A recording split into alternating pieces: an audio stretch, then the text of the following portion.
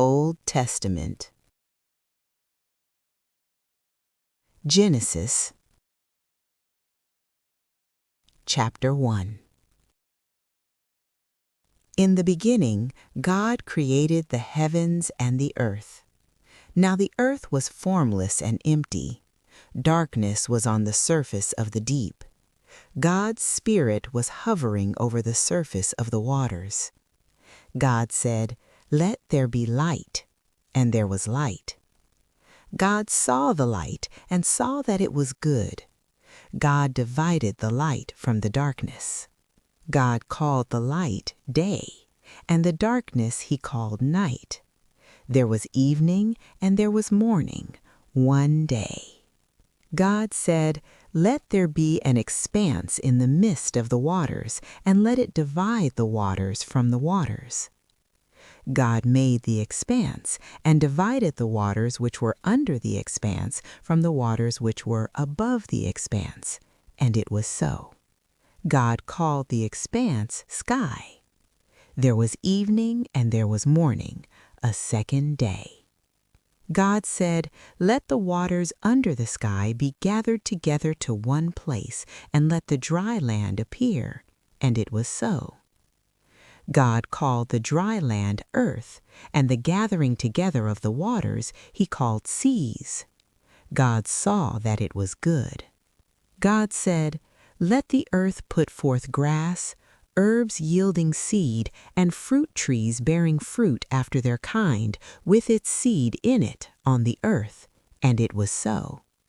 The earth brought forth grass, herbs yielding seed after their kind, and trees bearing fruit with its seed in it after their kind, and God saw that it was good.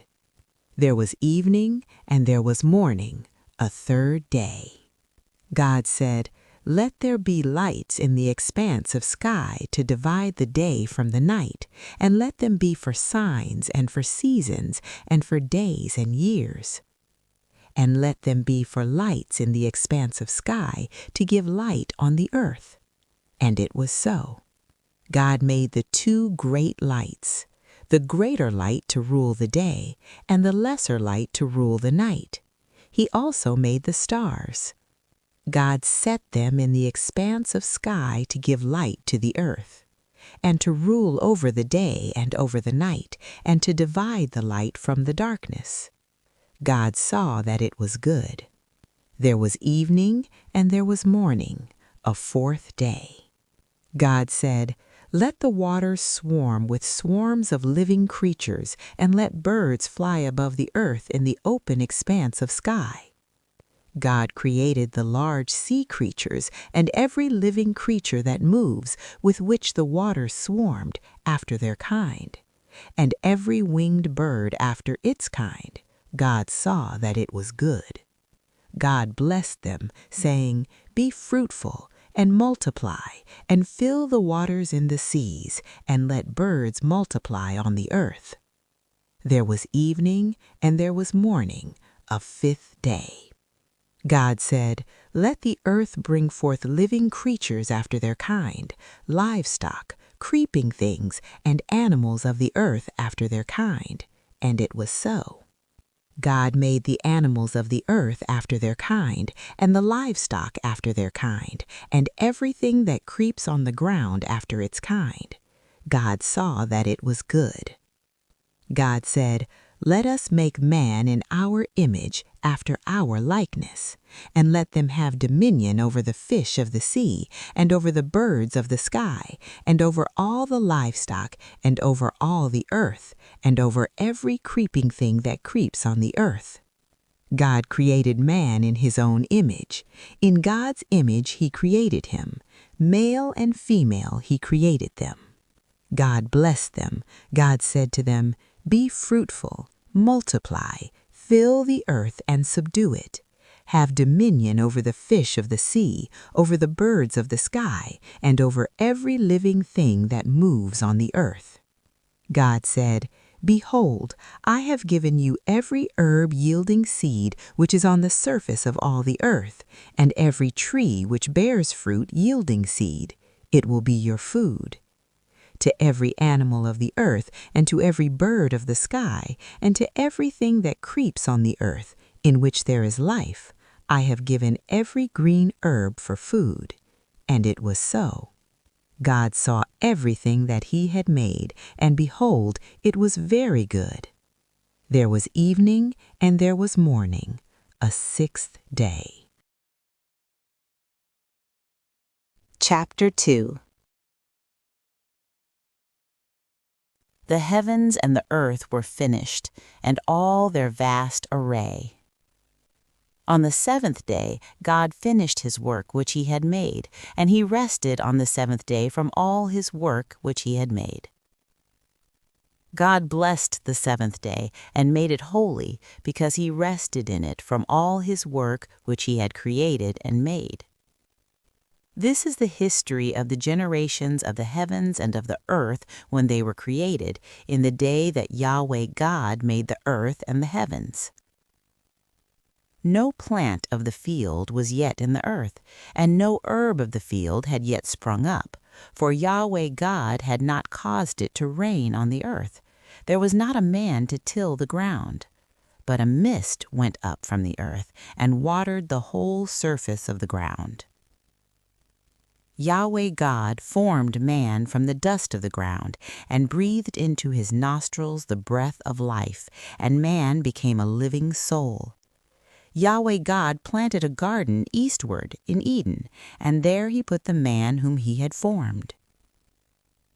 Out of the ground Yahweh God made every tree to grow that is pleasant to the sight and good for food, the tree of life also in the midst of the garden, and the tree of the knowledge of good and evil.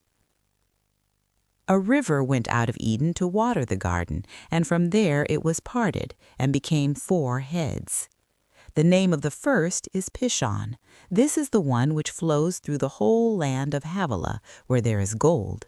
And the gold of that land is good. There is aromatic resin and the onyx stone. The name of the second river is Gihon, the same river that flows through the whole land of Cush. The name of the third river is Hiddekel. This is the one which flows in front of Assyria. The fourth river is the Euphrates.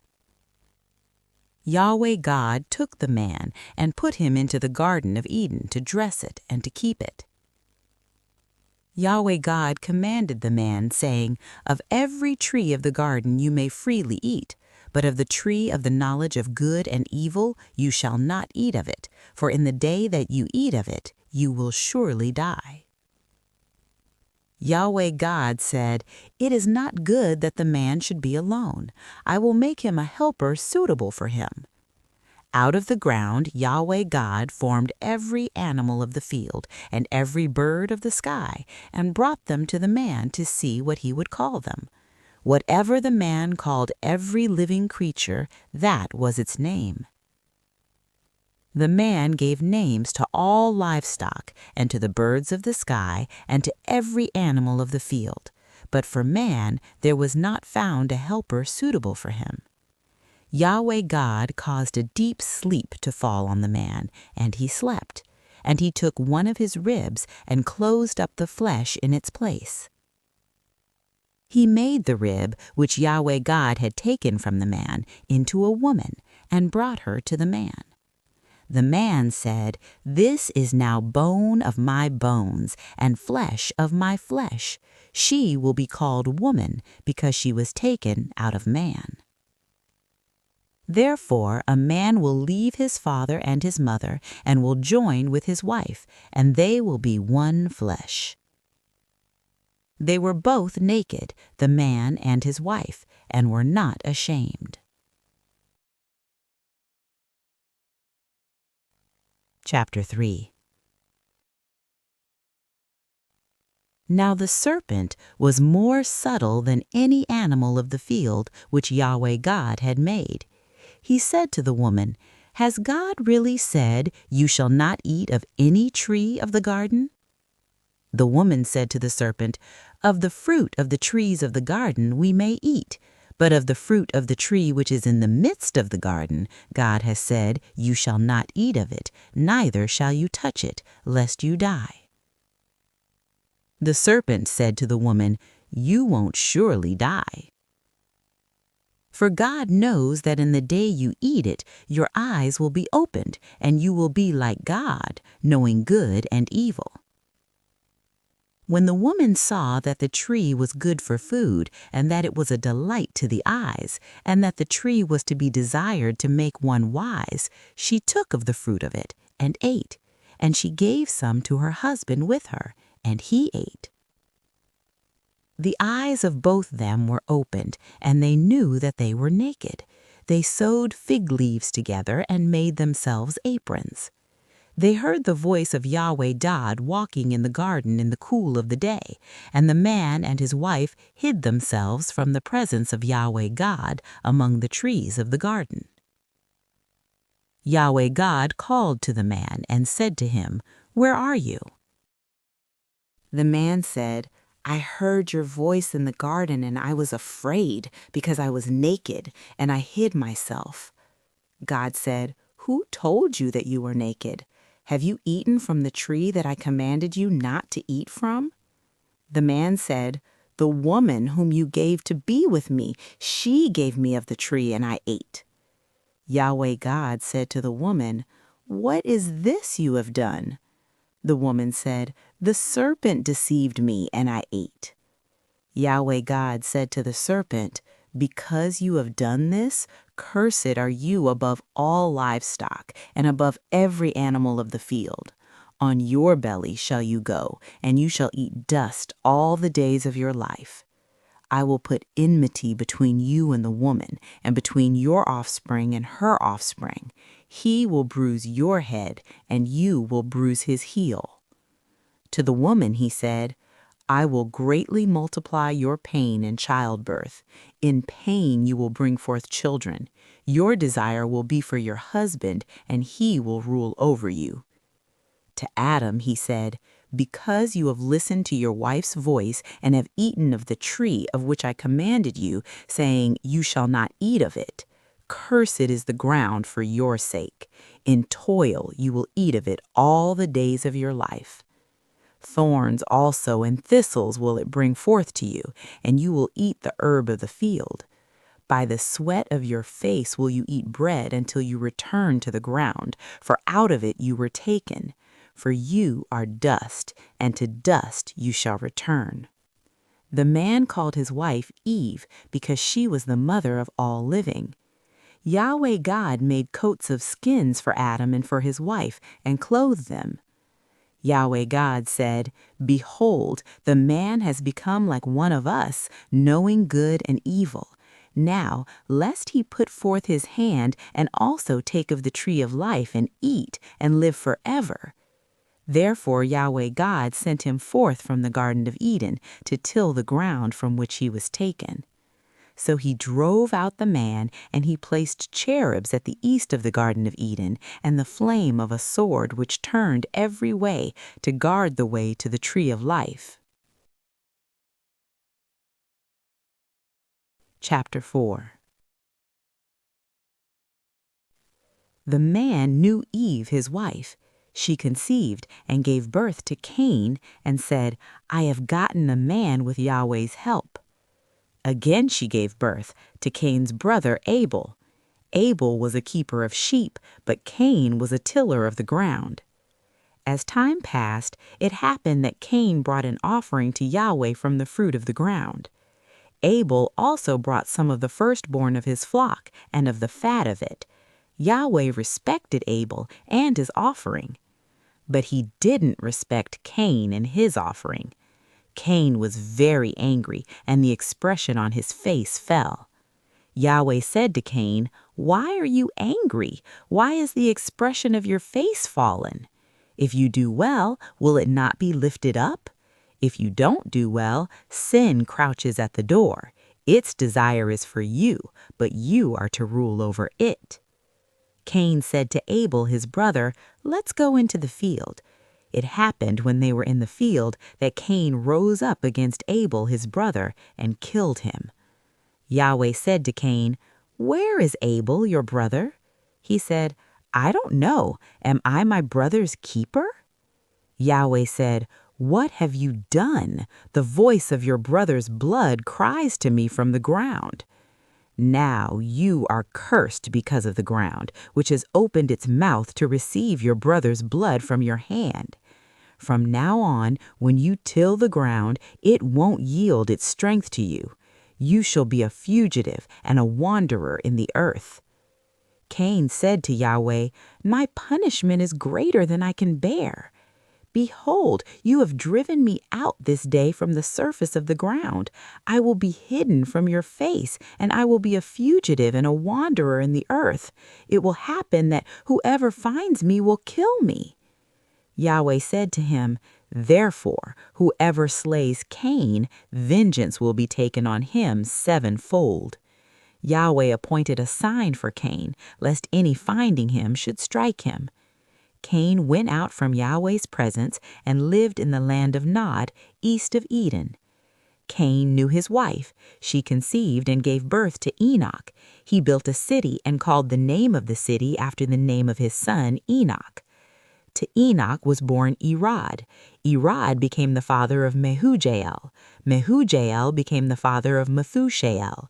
Methushael became the father of Lamech.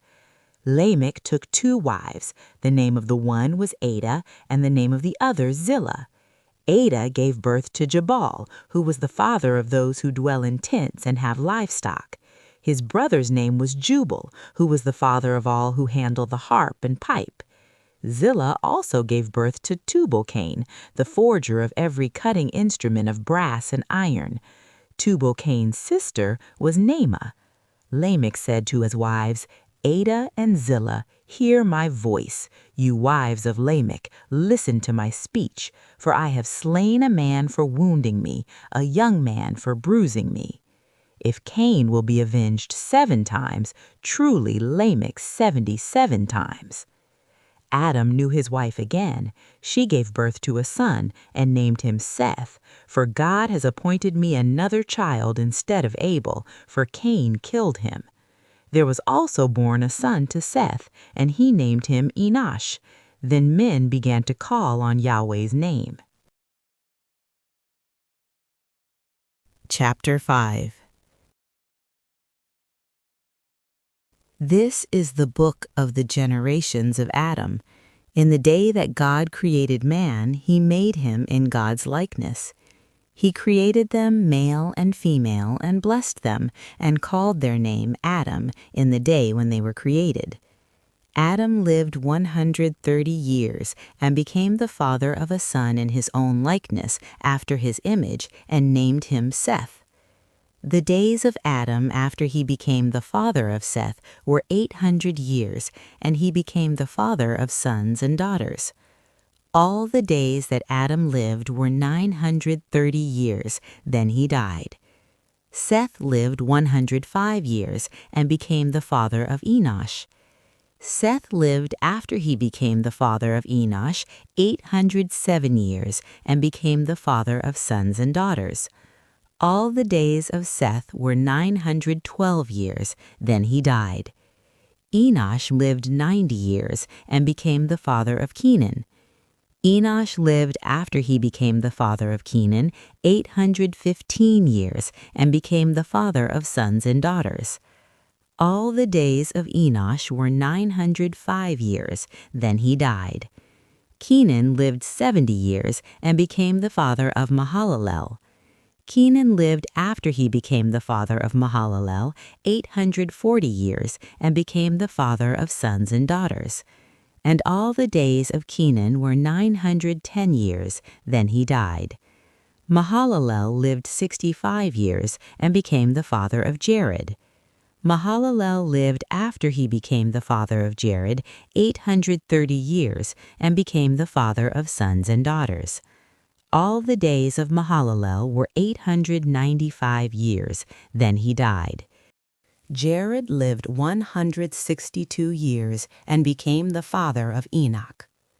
Jared lived after he became the father of Enoch 800 years and became the father of sons and daughters.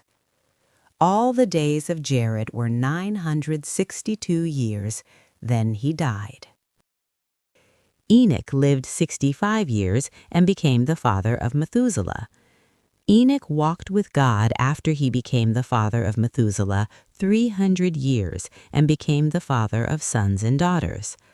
All the days of Enoch were 365 years.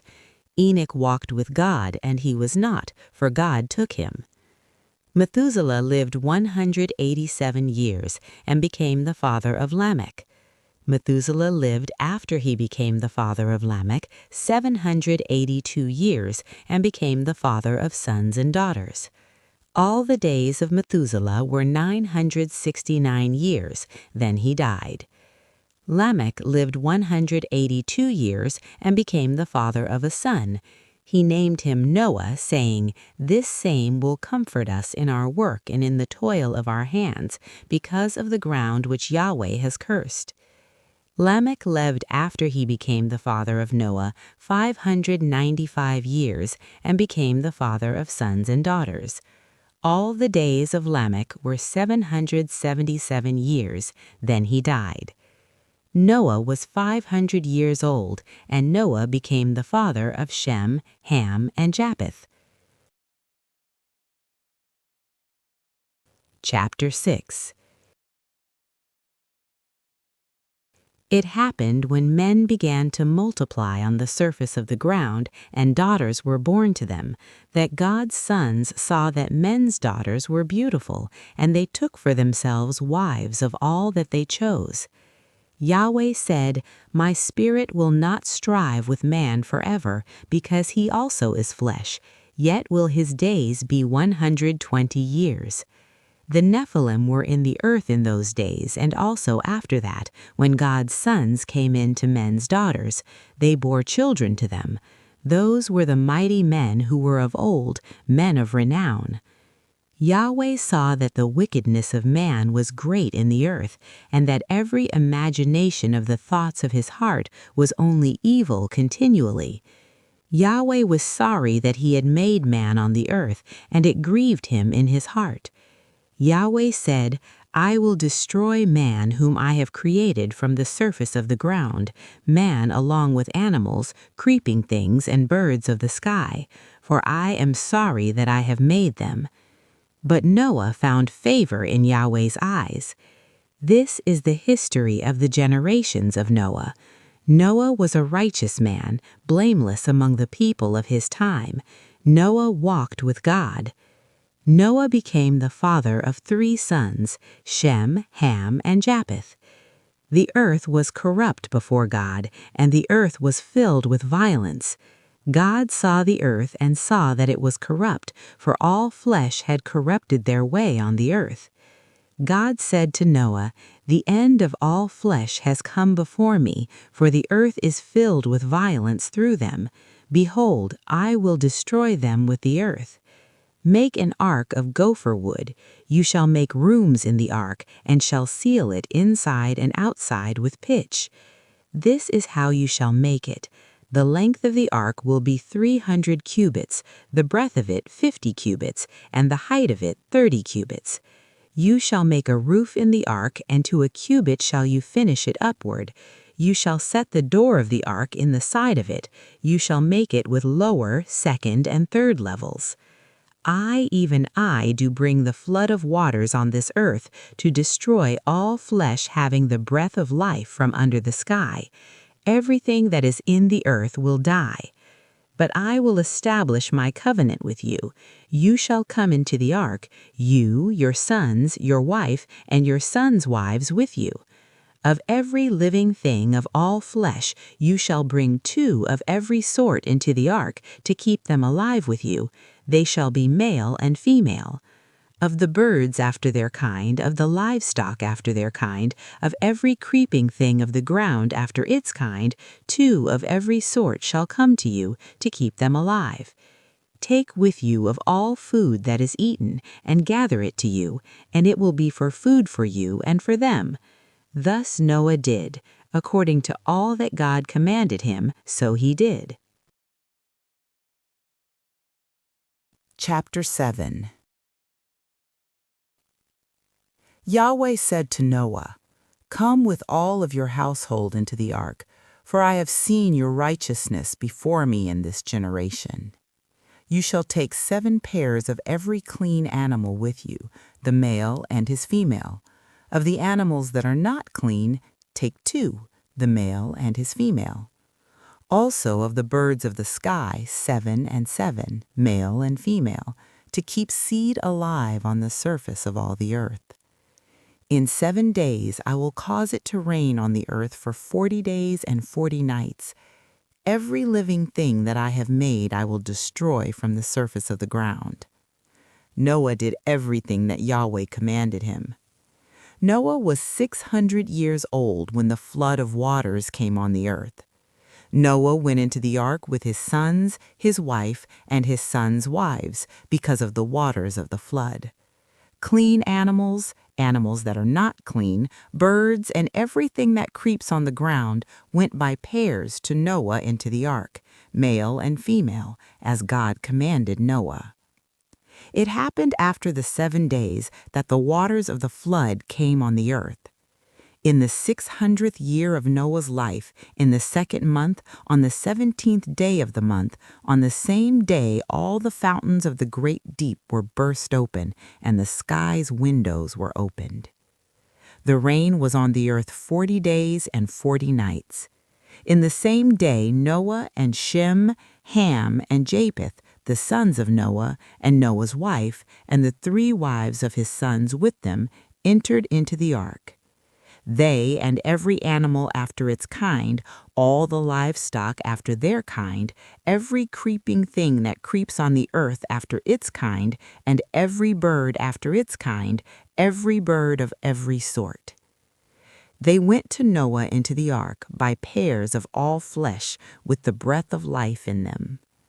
Those who went in male and female of all flesh, as God commanded him, and Yahweh shut him in.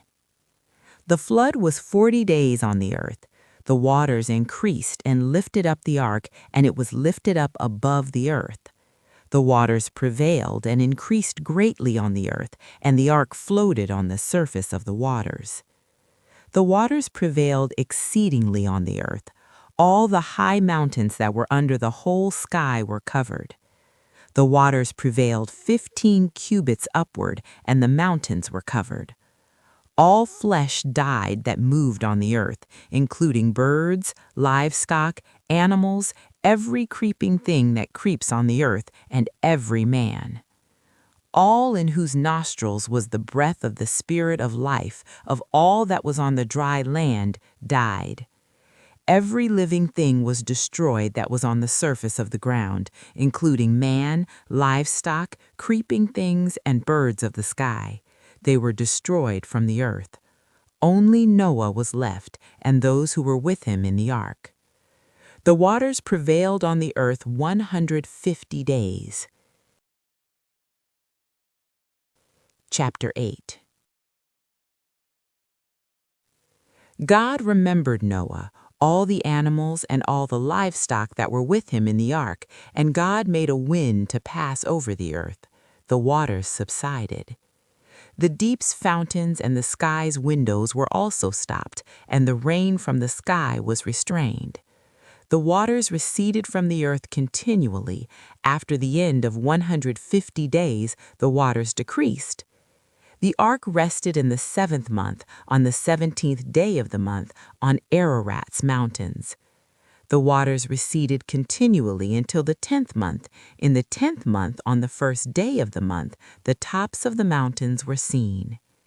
It happened at the end of 40 days that Noah opened the window of the ark which he had made, and he sent forth a raven. It went back and forth until the waters were dried up from the earth. He sent forth a dove from him to see if the waters were abated from the surface of the ground. But the dove found no place to rest her foot, and she returned to him into the ark, because the waters were on the surface of the whole earth. He put forth his hand and took her, and brought her to him into the ark. He stayed yet another 7 days, and again he sent forth the dove out of the ark. The dove came to him at evening, and behold, in her mouth was an olive leaf plucked off. so Noah knew that the waters were abated from the earth. He stayed yet another 7 days and sent forth the dove, and she didn't return to him any more. It happened in the 601st year, in the first month, the first day of the month, the waters were dried up from the earth. Noah removed the covering of the ark and looked. He saw that the surface of the ground was dry. In the second month, on the 27th day of the month, the earth was dry. God spoke to Noah, saying, "Go forth from the ark, you and your wife and your sons' wives with you. Bring forth with you every living thing that is with you of all flesh, including birds, livestock, and every creeping thing that creeps on the earth, that they may breed abundantly in the earth, and be fruitful and multiply on the earth." Noah went forth with his sons, his wife, and his sons' wives with him. Every animal, every creeping thing, and every bird, whatever moves on the earth, after their families, went forth out of the ark. Noah built an altar to Yahweh, and took of every clean animal and of every clean bird, and offered burnt offerings on the altar. Yahweh smelled the sweet savor. Yahweh said in his heart, "I will not again curse the ground any more for man's sake, because the imagination of man's heart is evil from his youth, neither will I ever again strike everything living as I have done. While the earth remains, seed time and harvest, and cold and heat, and summer and winter, and day and night shall not cease."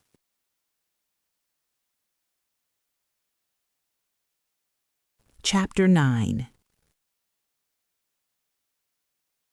God blessed Noah and his sons, and said to them, "Be fruitful, and multiply, and replenish the earth. The fear of you and the dread of you will be on every animal of the earth, and on every bird of the sky. Everything that the ground teems with, and all the fish of the sea are delivered into your hand. Every moving thing that lives will be food for you. As the green herb, I have given everything to you. But flesh with the life of it, the blood of it, you shall not eat. I will surely require your blood of your lives.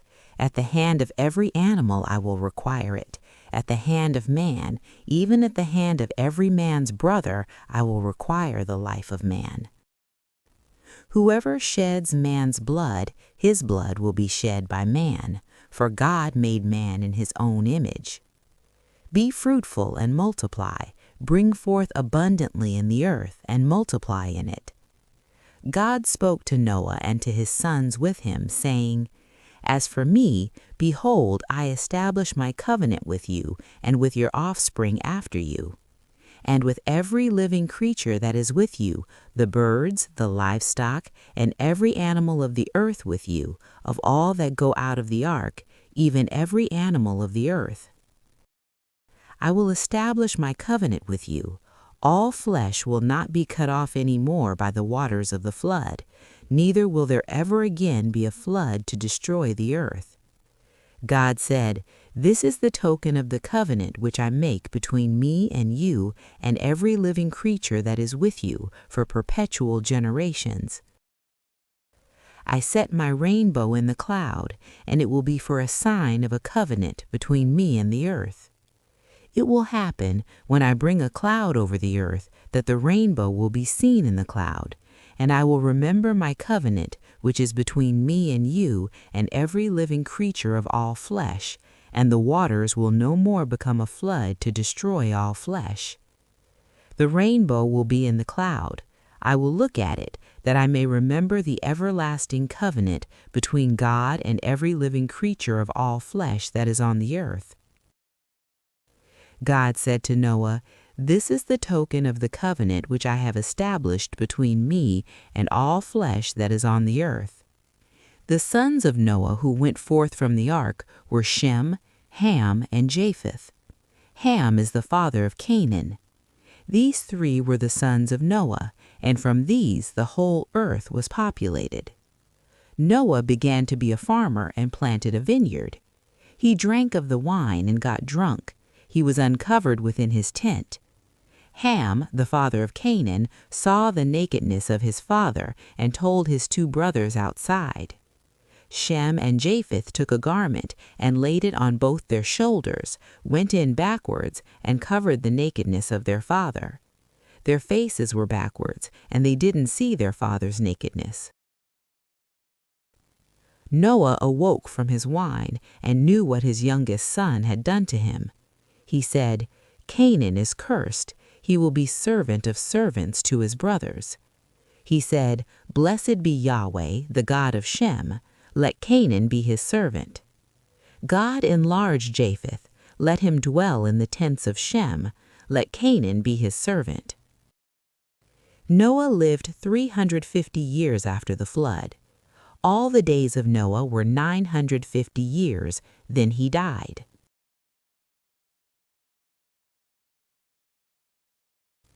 Chapter 10.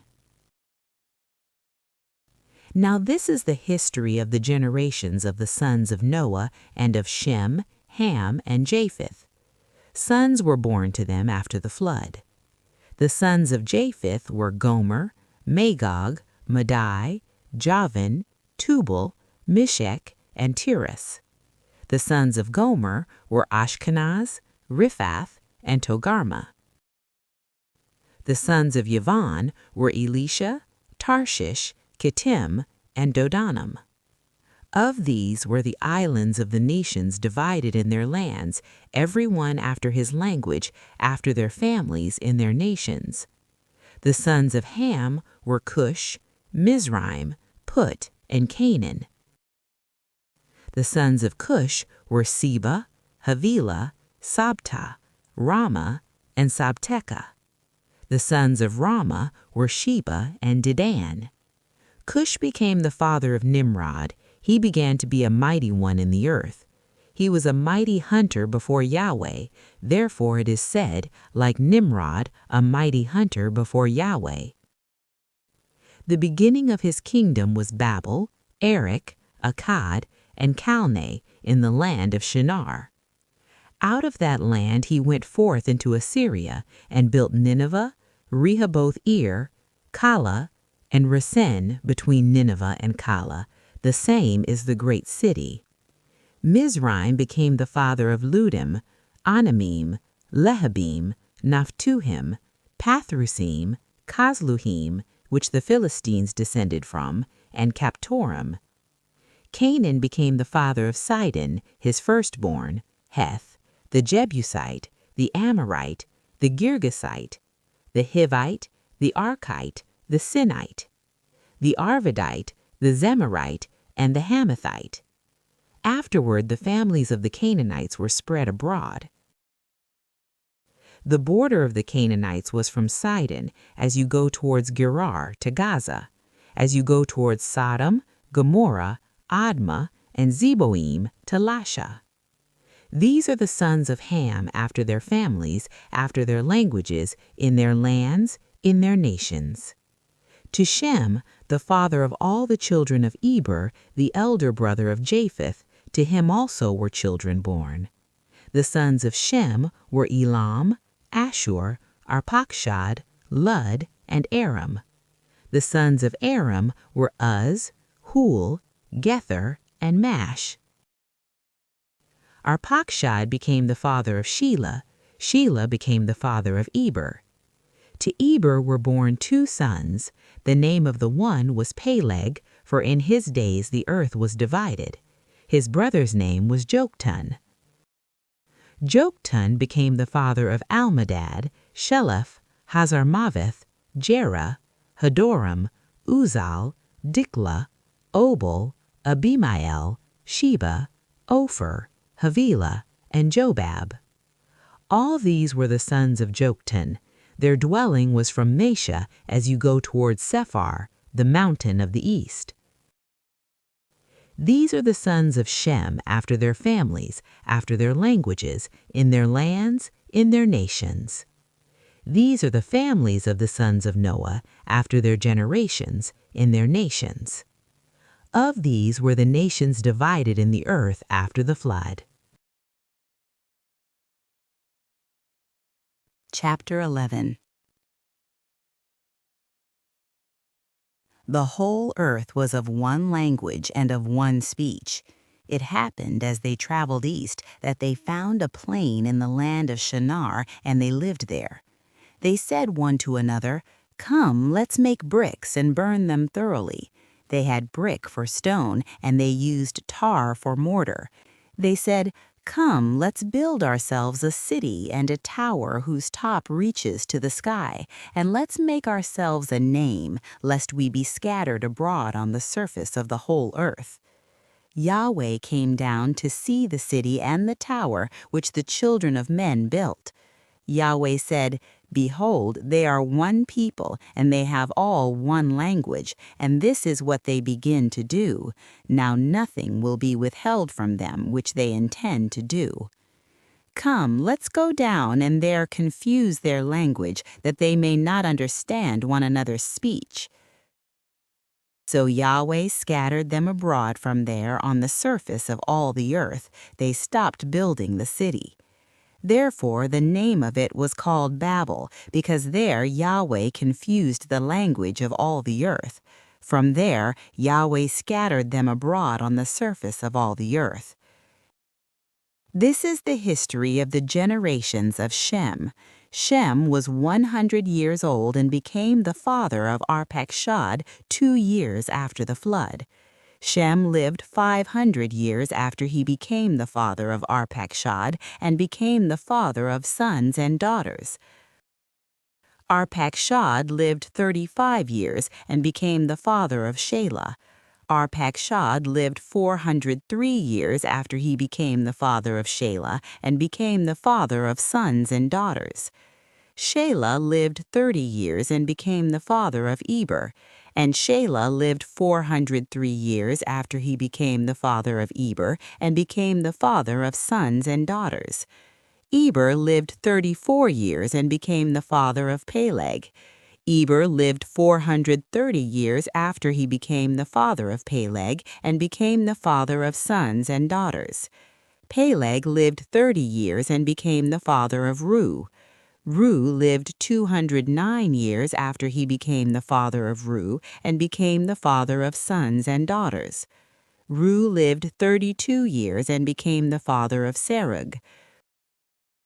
Reu lived 207 years after he became the father of Serug and became the father of sons and daughters. Serug lived 30 years and became the father of Nahor.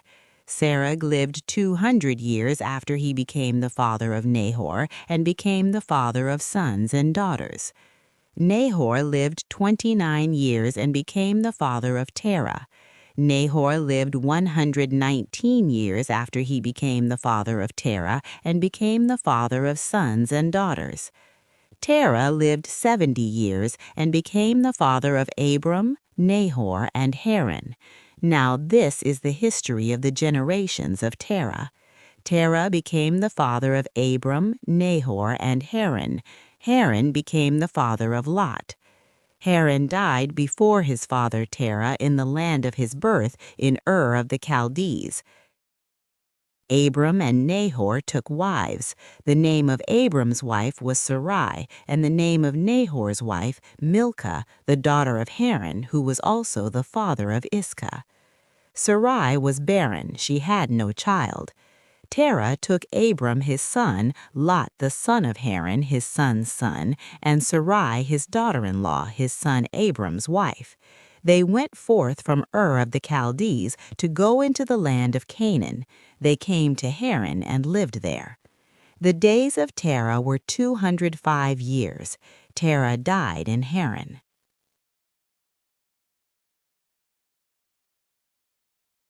Chapter 12. Now Yahweh said to Abram, "Get out of your country and from your relatives and from your father's house to the land that I will show you. I will make of you a great nation. I will bless you and make your name great. You will be a blessing. I will bless those who bless you, and I will curse him who curses you. In you will all of the families of the earth be blessed." So Abram went as Yahweh had spoken to him. Lot went with him. Abram was 75 years old when he departed out of Haran.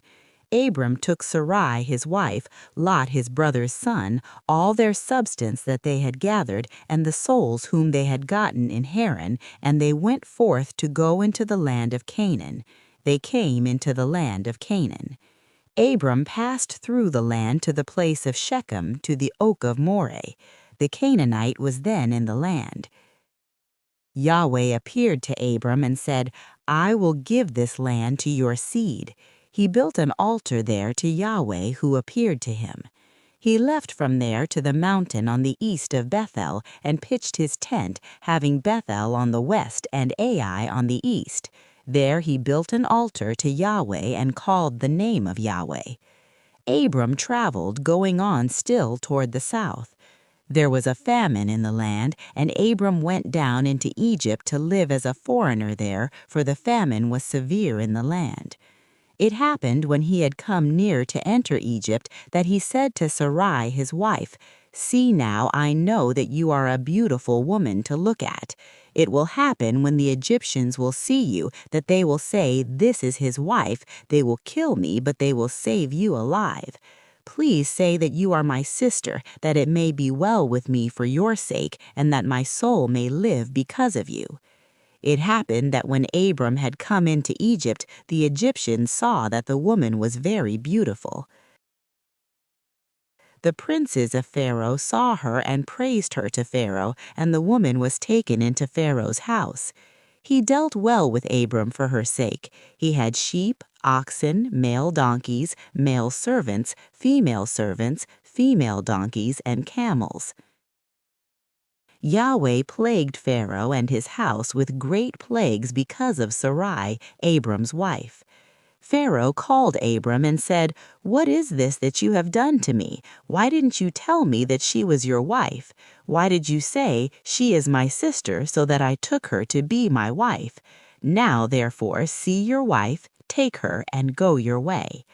Pharaoh gave men charge concerning him, and they brought him on the way with his wife and all that he had. Chapter 13. Abram went up out of Egypt, he, his wife, all that he had, and Lot with him, into the south. Abram was very rich in livestock, in silver, and in gold. He went on his journeys from the south even to Bethel, to the place where his tent had been at the beginning, between Bethel and Ai, to the place of the altar, which he had made there at the first. There Abram called on the name of Yahweh.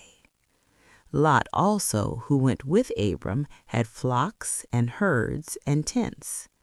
The land was not able to bear them, that they might live together, for their substance was great, so that they could not live together. There was a strife between the herdsmen of Abram's livestock and the herdsmen of Lot's livestock, and the Canaanite and the Perizzite lived in the land at that time. Abram said to Lot, Please let there be no strife between me and you, and between my herdsmen and your herdsmen, for we are relatives. Isn't the whole land before you? Please separate yourself from me.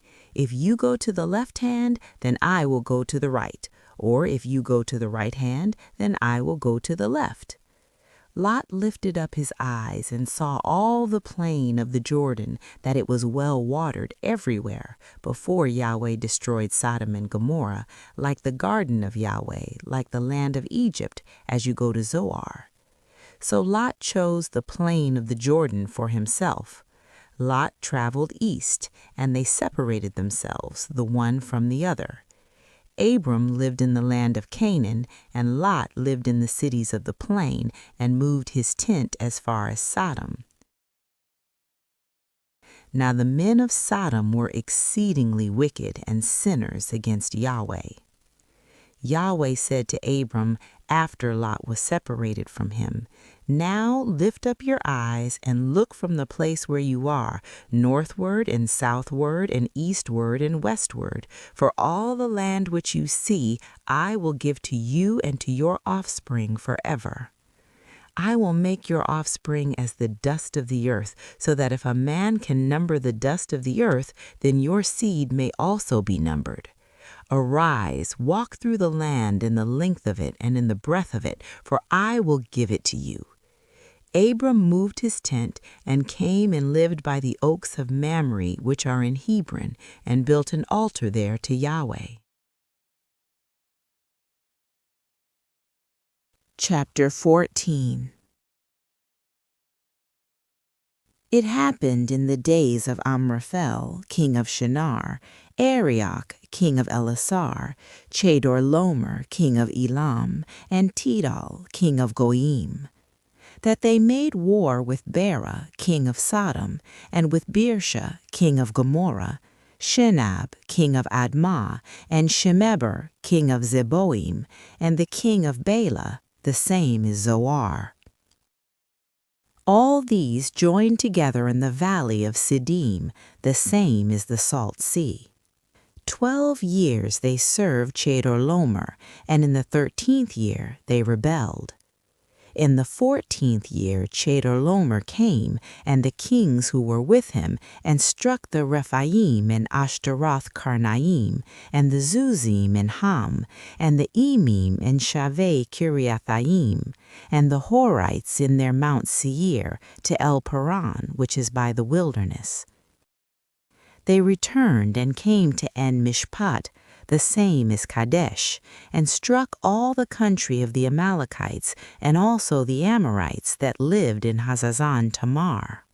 The king of Sodom, and the king of Gomorrah, and the king of Admah, and the king of Zeboim, and the king of Bela, the same is Zoar, went out, and they set the battle in array against them in the valley of Siddim. Against Chedorlaomer, king of Elam, and Tidal, king of Goyim, and Amraphel, king of Shinar, and Arioch, king of Elasar, 4 kings against the 5. Now the valley of Siddim was full of tar pits, and the kings of Sodom and Gomorrah fled, and they fell there, and those who remained fled to the hills. They took all the goods of Sodom and Gomorrah and all their food and went their way. They took Lot, Abram's brother's son, who lived in Sodom, and his goods, and departed. One who had escaped came and told Abram the Hebrew.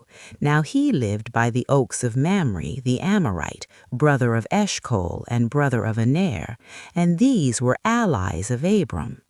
When Abram heard that his relative was taken captive, he led forth his trained men, born in his house, 318, and pursued as far as Dan. He divided himself against them by night, he and his servants, and struck them and pursued them to Hobah, which is on the left hand of Damascus. He brought back all the goods, and also brought back his relative Lot, and his goods, and the women also, and the people. The king of Sodom went out to meet him after his return from the slaughter of Chedorlaomer and the kings who were with him at the valley of Shaveh, that is, the king's valley. Melchizedek, king of Salem, brought out bread and wine, and he was priest of God Most High. He blessed him and said, "Blessed be Abram of God Most High, possessor of heaven and earth. And blessed be God Most High, who has delivered your enemies into your hand." Abram gave him 1/10 of all.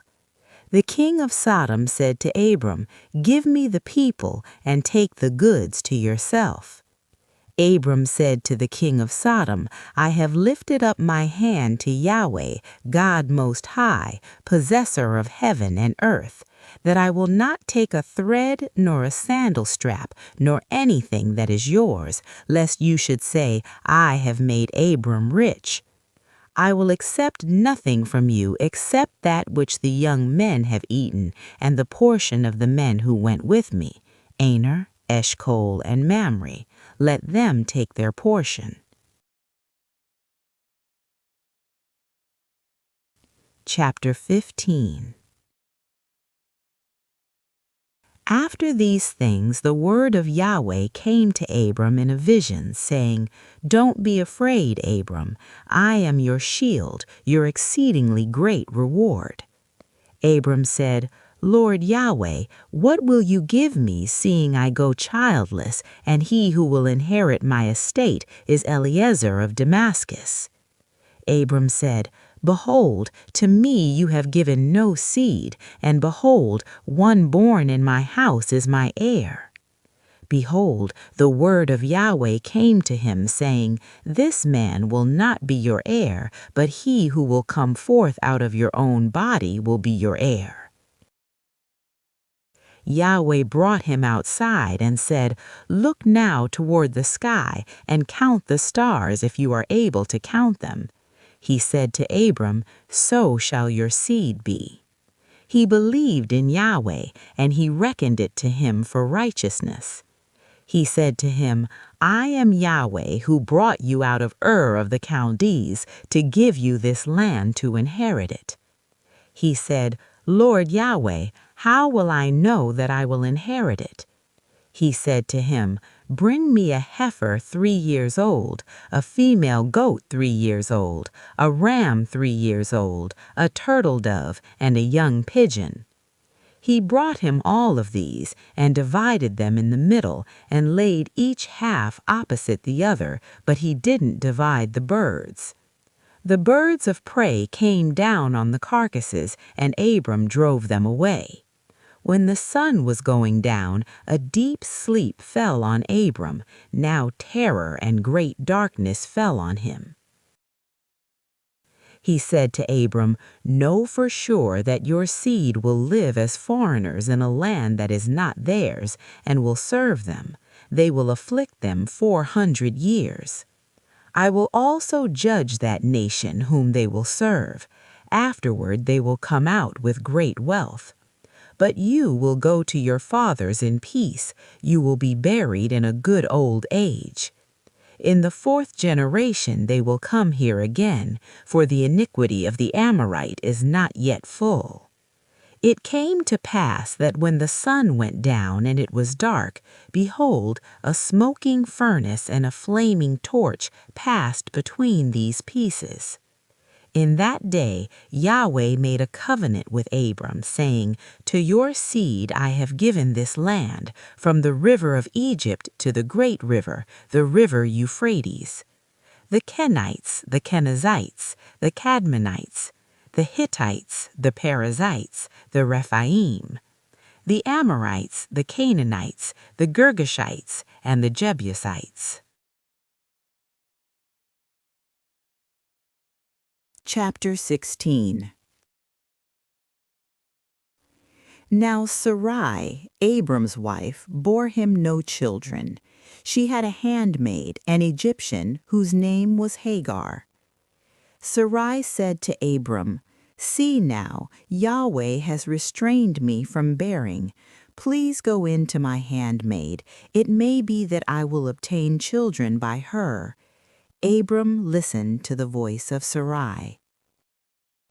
Sarai, Abram's wife, took Hagar the Egyptian, her handmaid, after Abram had lived 10 years in the land of Canaan, and gave her to Abram her husband to be his wife. He went in to Hagar, and she conceived. When she saw that she had conceived, her mistress was despised in her eyes. Sarai said to Abram, "This wrong is your fault. I gave my handmaid into your bosom, and when she saw that she had conceived, I was despised in her eyes. Yahweh judge between me and you." But Abram said to Sarai, "Behold, your maid is in your hand. Do to her whatever is good in your eyes." Sarai dealt harshly with her, and she fled from her face. The angel of Yahweh found her by a fountain of water in the wilderness, by the fountain in the way to Shur. He said, "Hagar, Sarai's handmaid, "Where did you come from? Where are you going?" She said, "I am fleeing from the face of my mistress Sarai." The angel of Yahweh said to her, "Return to your mistress and submit yourself under her hands." The angel of Yahweh said to her, "I will greatly multiply your seed, that they will not be numbered for multitude." The angel of Yahweh said to her, "Behold, you are with child, and will bear a son. You shall call his name Ishmael, because Yahweh has heard your affliction. He will be like a wild donkey among men. His hand will be against every man, and every man's hand against him. He will live opposite all of his brothers." She called the name of Yahweh who spoke to her, "You are a God who sees." For she said, "Have I even stayed alive after seeing him?" Therefore the well was called Bir Lahai Roi. Behold, it is between Kadesh and Bered. Hagar bore a son for Abram. Abram called the name of his son, whom Hagar bore, Ishmael. Abram was 86 years old when Hagar bore Ishmael to Abram. Chapter 17. When Abram was 99 years old, Yahweh appeared to Abram and said to him, "I am God Almighty. Walk before me and be blameless. I will make my covenant between me and you and will multiply you exceedingly." Abram fell on his face. God talked with him, saying, "As for me, behold, my covenant is with you. You will be the father of a multitude of nations. Neither will your name any more be called Abram, but your name will be Abraham, for I have made you the father of a multitude of nations. I will make you exceedingly fruitful, and I will make nations of you. Kings will come out of you. I will establish my covenant between me and you and your seed after you throughout their generations for an everlasting covenant, to be a God to you and to your seed after you. I will give to you and to your seed after you the land where you are traveling, all the land of Canaan, for an everlasting possession. I will be their God." God said to Abraham, "As for you, you will keep my covenant, you and your seed after you throughout your generations. This is my covenant, which you shall keep between me and you and your seed after you. Every male among you shall be circumcised. You shall be circumcised in the flesh of your foreskin. It will be a token of the covenant between me and you. He who is 8 days old will be circumcised among you, every male throughout your generations. He who is born in the house or bought with money from any foreigner who is not of your seed. He who is born in your house and he who is bought with your money must be circumcised. My covenant will be in your flesh for an everlasting covenant. The uncircumcised male, who is not circumcised in the flesh of his foreskin, that soul shall be cut off from his people. He has broken my covenant." God said to Abraham, "As for Sarai, your wife, you shall not call her name Sarai, but her name will be Sarah. I will bless her, and moreover I will give you a son by her. Yes, I will bless her, and she will be a mother of nations. Kings of peoples will come from her." Then Abraham fell on his face and laughed, and said in his heart, "Will a child be born to him who is 100 years old? Will Sarah, who is 90 years old, give birth?" Abraham said to God, "Oh, that Ishmael might live before you." God said, "No, but Sarah, your wife, will bear you a son. You shall call his name Isaac. I will establish my covenant with him for an everlasting covenant for his seed after him. As for Ishmael, I have heard you. Behold, I have blessed him, and will make him fruitful, and will multiply him exceedingly. He will become the father of 12 princes, and I will make him a great nation. But my covenant I establish with Isaac, whom Sarah will bear to you at this set time next year." When he finished talking with him, God went up from Abraham. Abraham took Ishmael, his son, all who were born in his house, and all who were bought with his money, every male among the men of Abraham's house, and circumcised the flesh of their foreskin in the same day as God had said to him. Abraham was 99 years old when he was circumcised in the flesh of his foreskin. Ishmael, his son, was 13 years old when he was circumcised in the flesh of his foreskin. In the same day, both Abraham and Ishmael, his son, were circumcised. All the men of his house, those born in the house, and those bought with money of a foreigner, were circumcised with him.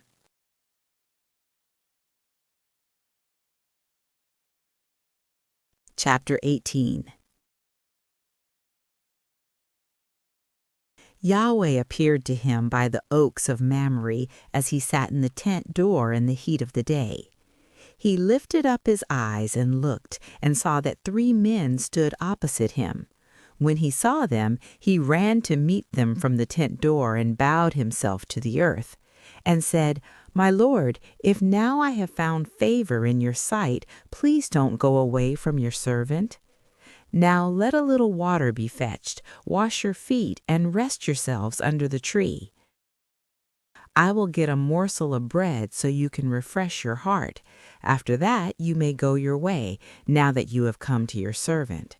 They said, "Very well, do as you have said." Abraham hurried into the tent to Sarah and said, "Quickly make ready 3 measures of fine meal, knead it, and make cakes." Abraham ran to the herd and fetched a tender and good calf and gave it to the servant. He hurried to dress it. He took butter, milk, and the calf which he had dressed and set it before them. He stood by them under the tree, and they ate. They said to him, "Where is Sarah, your wife?" He said, "See, in the tent." He said, "I will certainly return to you when the season comes round. Behold, Sarah your wife will have a son." Sarah heard in the tent door which was behind him. Now Abraham and Sarah were old, well advanced in age. It had ceased to be with Sarah after the manner of women. Sarah laughed within herself, saying, "After I have grown old will I have pleasure, my Lord being old also?" Yahweh said to Abraham, "Why did Sarah laugh, saying, 'Will I really bear a child, yet I am old?' Is anything too hard for Yahweh? At the set time I will return to you when the season comes round, and Sarah will have a son." Then Sarah denied, saying, "I didn't laugh," for she was afraid. He said, "No, but you did laugh." The men rose up from there and looked toward Sodom. Abraham went with them to see them on their way. Yahweh said, "Will I hide from Abraham what I do? Seeing that Abraham has surely become a great and mighty nation, and all the nations of the earth will be blessed in him. For I have known him, to the end that he may command his children and his household after him, that they may keep the way of Yahweh, to do righteousness and justice, to the end that Yahweh may bring on Abraham that which he has spoken of him." Yahweh said, "Because the cry of Sodom and Gomorrah is great, and because their sin is very grievous, I will go down now and see whether their deeds are as bad as the reports which have come to me. If not, I will know." The men turned from there and went toward Sodom, but Abraham stood yet before Yahweh. Abraham drew near and said, "Will you consume the righteous with the wicked? What if there are 50 righteous within the city? Will you consume and not spare the place for the 50 righteous who are in it? Be it far from you to do things like that, to kill the righteous with the wicked, so that the righteous should be like the wicked. May that be far from you. Shouldn't the judge of all the earth do right?" Yahweh said, "If I find in Sodom 50 righteous within the city, then I will spare all the place for their sake." Abraham answered, "See now, I have taken it on myself to speak to the Lord, who am but dust and ashes. What if there will lack 5 of the 50 righteous? Will you destroy all the city for lack of 5? He said, "I will not destroy it if I find 45 there." He spoke to him yet again and said, "What if there are 40 found there?" He said, "I will not do it for the 40's sake." He said, "Oh, don't let the Lord be angry, and I will speak. What if there are 30 found there?" He said, "I will not do it if I find 30 there." He said, "See now, I have taken it on myself to speak to the Lord. What if there are 20 found there?" He said, "I will not destroy it for the 20's sake." He said, "Oh, don't let the Lord be angry, and I will speak just once more. What if 10 are found there?" He said, "I will not destroy it for the 10's sake." Yahweh went his way as soon as he had finished communing with Abraham, and Abraham returned to his place. Chapter 19. The 2 angels came to Sodom at evening. Lot sat in the gate of Sodom. Lot saw them and rose up to meet them. He bowed himself with his face to the earth. He said, "See now, my lords, please turn aside into your servant's house. Stay all night, wash your feet, and you will rise up early and go on your way." They said, "No, but we will stay in the street all night." He urged them greatly, and they came in with him and entered into his house. He made them a feast and baked unleavened bread, and they ate. But before they lay down, the men of the city, the men of Sodom, surrounded the house, both young and old, all the people from every quarter. They called to Lot and said to him, "Where are the men who came in to you this night? Bring them out to us that we may have sex with them." Lot went out to them to the door and shut the door behind him. He said, "Please, my brothers, don't act so wickedly. See now, I have 2 virgin daughters. Please let me bring them out to you, and you may do to them what seems good to you. Only don't do anything to these men, because they have come under the shadow of my roof." They said, "Stand back." They said, "This one fellow came in to live as a foreigner, and he appoints himself a judge. Now will we deal worse with you than with them?" They pressed hard on the man Lot and drew near to break the door. But the men put forth their hand and brought Lot into the house to them and shut the door. They struck the men who were at the door of the house with blindness, both small and great, so that they wearied themselves to find the door. The men said to Lot, "Do you have anybody else here? Sons-in-law, your sons, your daughters, and whoever you have in the city, bring them out of this place. For we will destroy this place, because the outcry against them has grown great before Yahweh, that Yahweh has sent us to destroy it." Lot went out to them and spoke to his sons-in-law, who were pledged to marry his daughters, and said, "Get up, get out of this place, for Yahweh will destroy the city." But he seemed to his sons-in-law to be joking. When the morning came, then the angels hurried Lot, saying, "Get up, take your wife and your 2 daughters who are here, lest you be consumed in the iniquity of the city." But he lingered, and the men grabbed his hand, his wife's hand, and his 2 daughters' hands, Yahweh being merciful to him, and they took him out and set him outside of the city. It came to pass when they had taken them out that he said, Escape for your life. Don't look behind you, and don't stay anywhere in the plain. Escape to the mountains, lest you be consumed." Lot said to them, "Oh, not so, my lord. See now, your servant has found favor in your sight, and you have magnified your loving kindness which you have shown to me in saving my life. I can't escape to the mountain, lest evil overtake me and I die. See now, this city is near to fleet you, and it is a little one. Oh, let me escape there. Isn't it a little one? And my soul will live."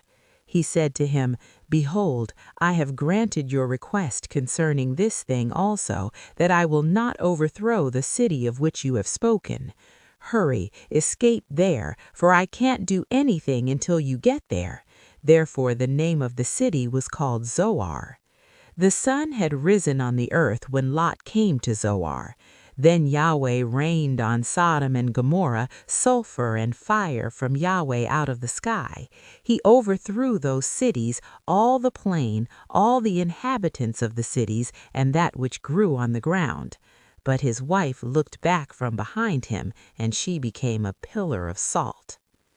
Abraham got up early in the morning to the place where he had stood before Yahweh. He looked toward Sodom and Gomorrah, and toward all the land of the plain, and looked and saw that the smoke of the land went up as the smoke of a furnace.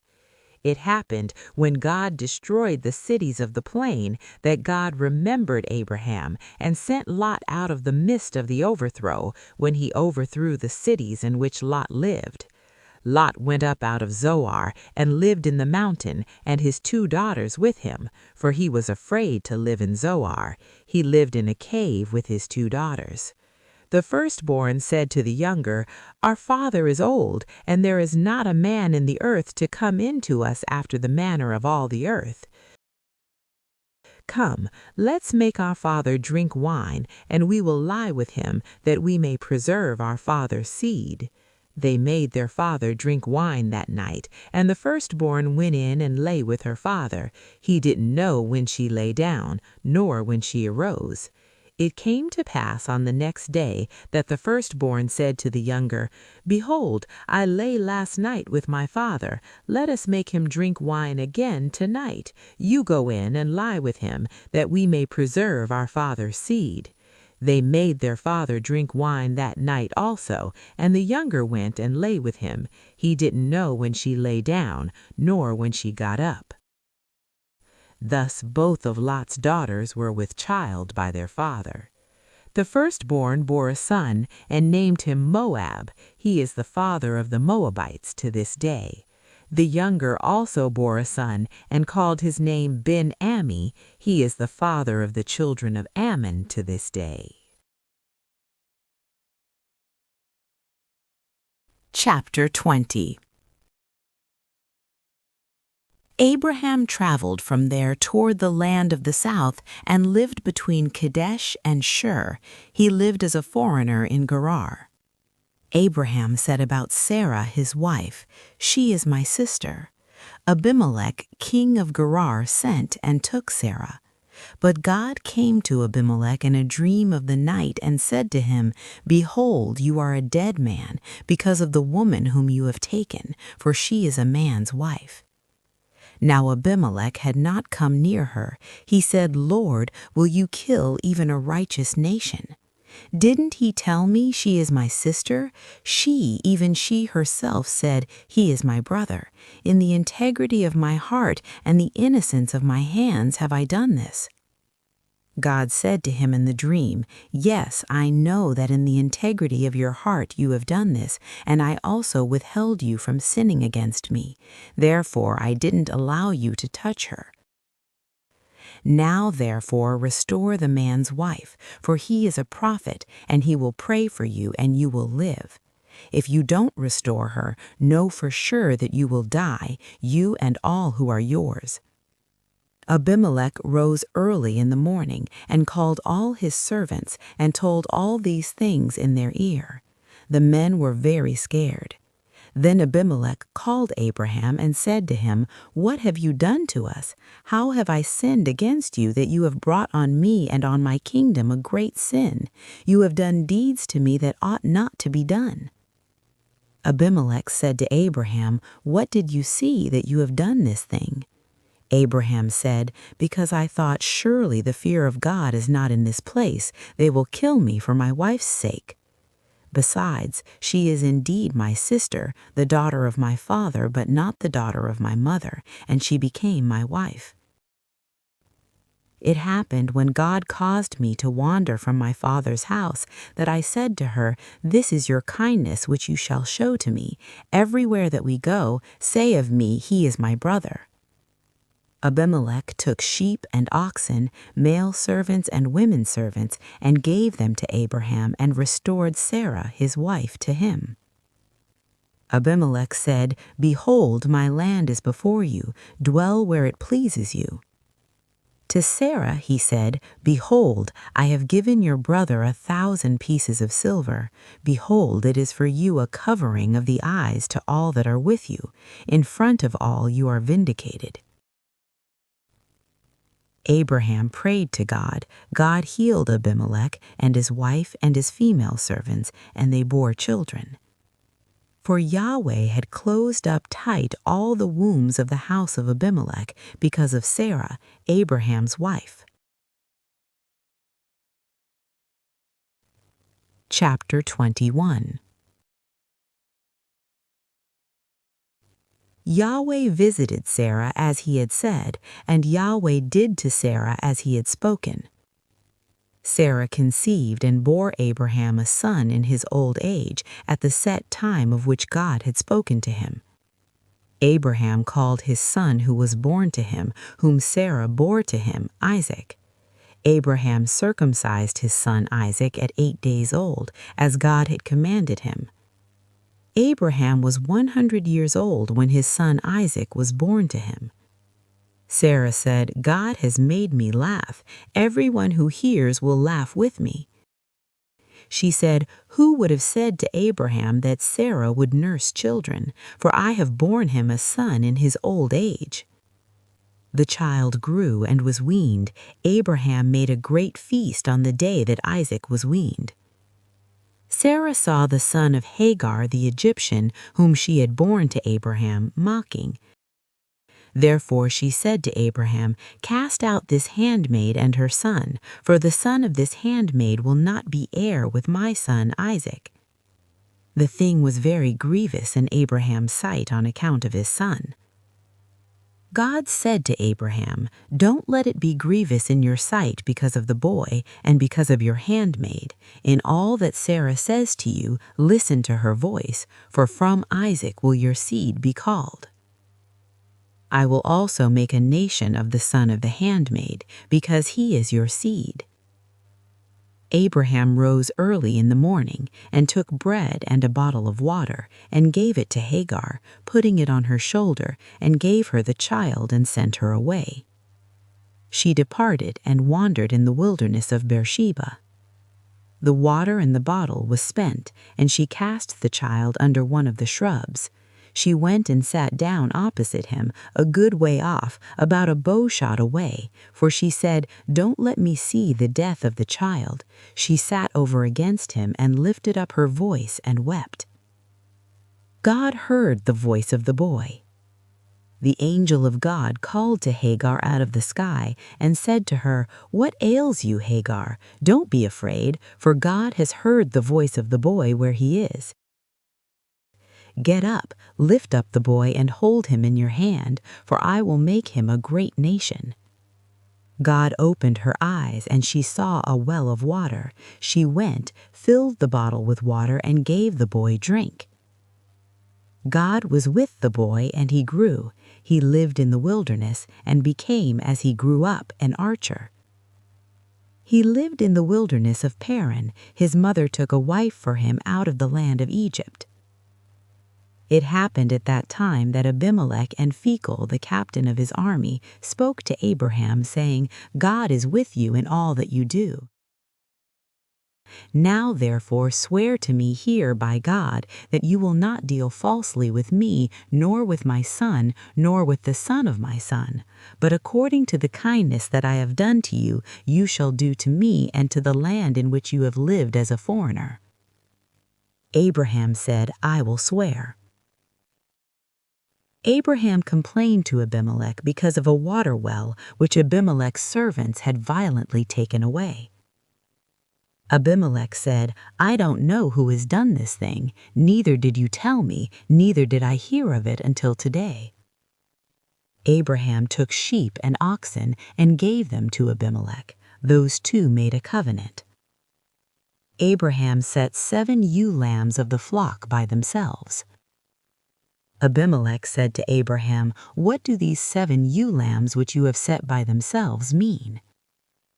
He said, "You shall take these 7 ewe lambs from my hand, that it may be a witness to me that I have dug this well." Therefore he called that place Beersheba, Bia, because they both swore there. So they made a covenant at Beersheba. Abimelech rose up with Phicol, the captain of his army, and they returned into the land of the Philistines. Abraham planted a tamarisk tree in Beersheba and called there on the name of Yahweh, the everlasting God. Abraham lived as a foreigner in the land of the Philistines many days. Chapter 22. It happened after these things that God tested Abraham and said to him, "Abraham." He said, "Here I am." He said, "Now take your son, your only son, whom you love, even Isaac, and go into the land of Moriah. Offer him there for a burnt offering on one of the mountains which I will tell you of." Abraham rose early in the morning and saddled his donkey and took 2 of his young men with him and Isaac his son. He split the wood for the burnt offering and rose up and went to the place of which God had told him. On the 3rd day, Abraham lifted up his eyes and saw the place far off. Abraham said to his young men, "Stay here with the donkey. The boy and I will go yonder. We will worship and come back to you." Abraham took the wood of the burnt offering and laid it on Isaac his son. He took in his hand the fire and the knife. They both went together. Isaac spoke to Abraham his father and said, "My father." He said, "Here I am, my son." He said, "Here is the fire and the wood, but where is the lamb for a burnt offering?" Abraham said, "God will provide himself the lamb for a burnt offering, my son." So they both went together. They came to the place which God had told him of. Abraham built the altar there and laid the wood in order, bound Isaac his son, and laid him on the altar on the wood. Abraham stretched forth his hand and took the knife to kill his son. The angel of Yahweh called to him out of the sky and said, "Abraham, Abraham." He said, "Here I am."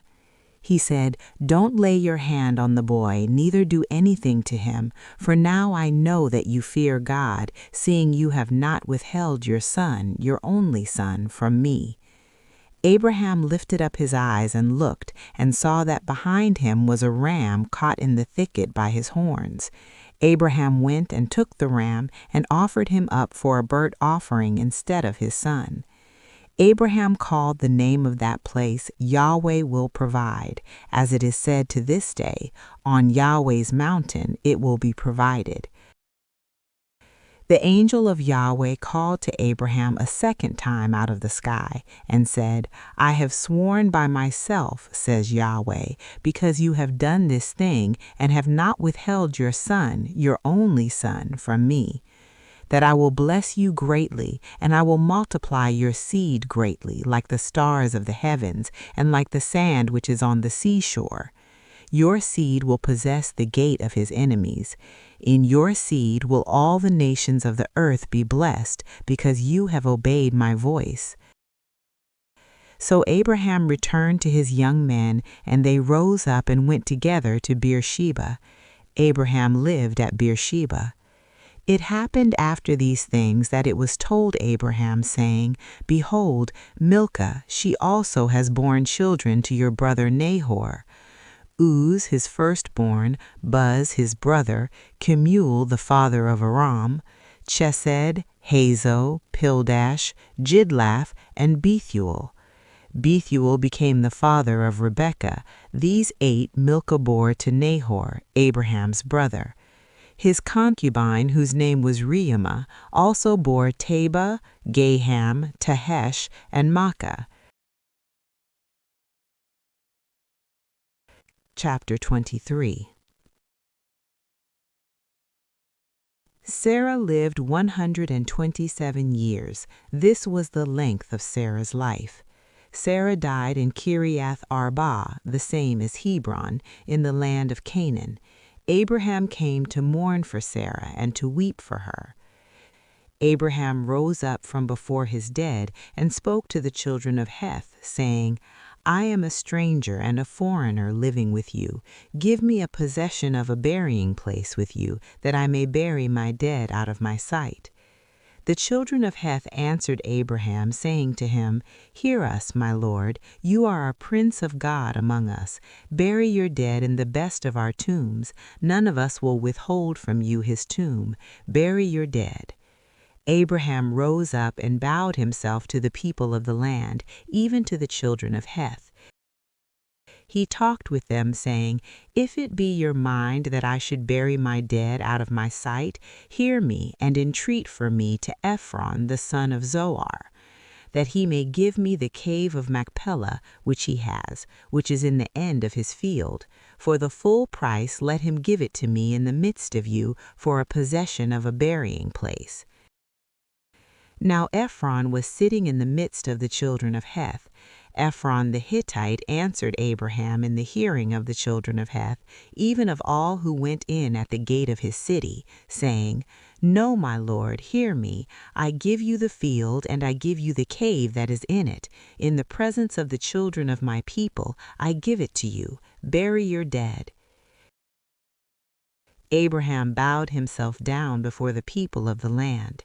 He talked with Ephron in the audience of the people of the land, saying, But if you will, please hear me. I will give you the price of the field. Take it from me, and I will bury my dead there.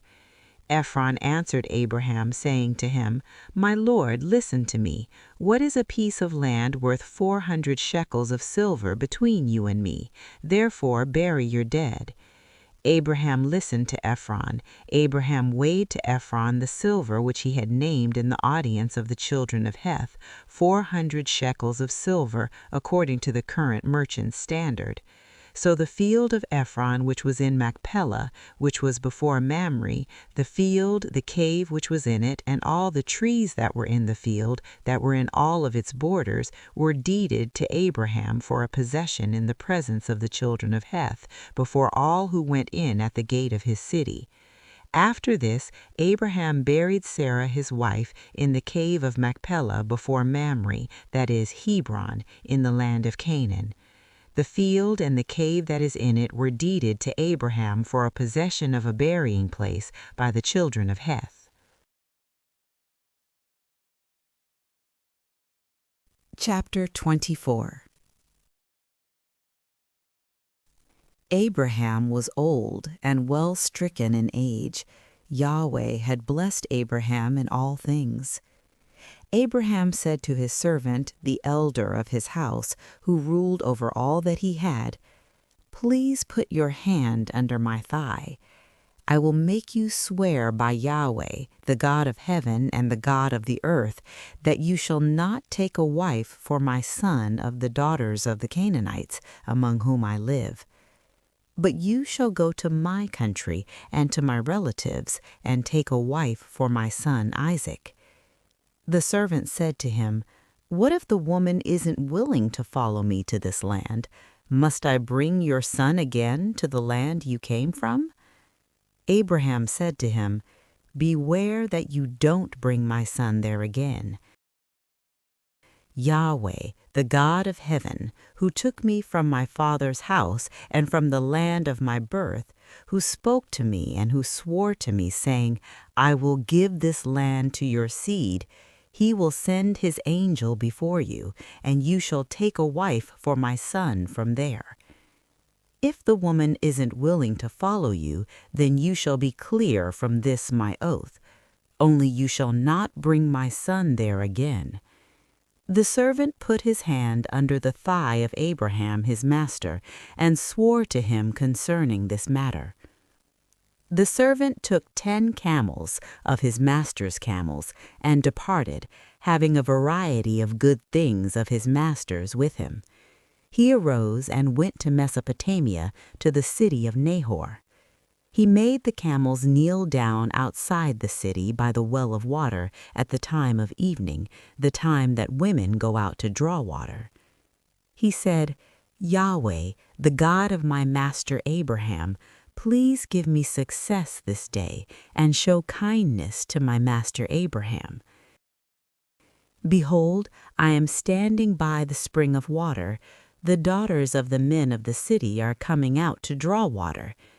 Let it happen that the young lady to whom I will say, Please let down your pitcher that I may drink, and she will say, Drink, and I will also give your camels a drink. Let her be the one you have appointed for your servant Isaac. By this I will know that you have shown kindness to my master Abraham.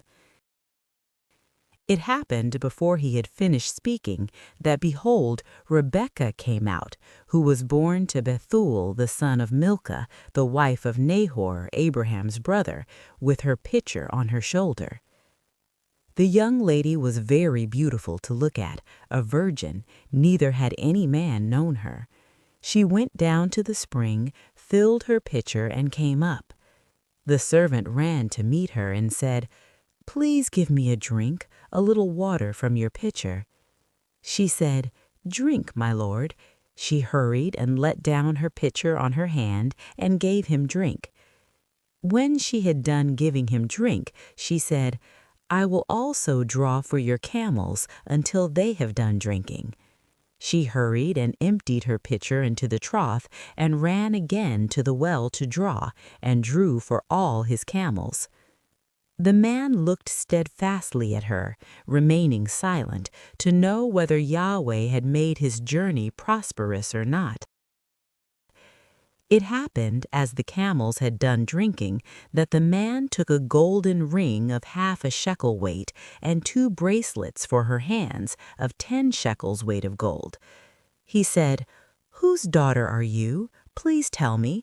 Is there room in your father's house for us to lodge in?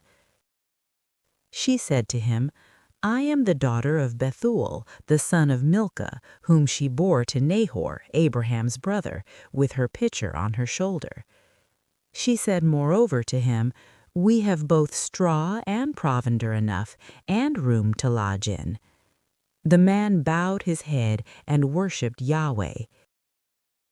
He said, Blessed be Yahweh, the God of my master Abraham, who has not forsaken his loving kindness and his truth toward my master. As for me, Yahweh has led me in the way to the house of my master's relatives. The young lady ran and told her mother's house about these words. Rebekah had a brother, and his name was Laban. Laban ran out to the man, to the spring. It happened when he saw the ring and the bracelets on his sister's hands, and when he heard the words of Rebekah his sister saying, This is what the man said to me, that he came to the man. Behold, he was standing by the camels at the spring. He said, Come in, you blessed of Yahweh. Why do you stand outside? For I have prepared the house and room for the camels. The man came into the house, and he unloaded the camels. He gave straw and provender for the camels, and water to wash his feet and the feet of the men who were with him. Food was set before him to eat, but he said, I will not eat until I have told my message. He said, Speak on. He said, I am Abraham's servant. Yahweh has blessed my master greatly. He has become great. He has given him flocks and herds, silver and gold, male servants and female servants, and camels and donkeys. Sarah, my master's wife, bore a son to my master when she was old. He has given all that he has to him.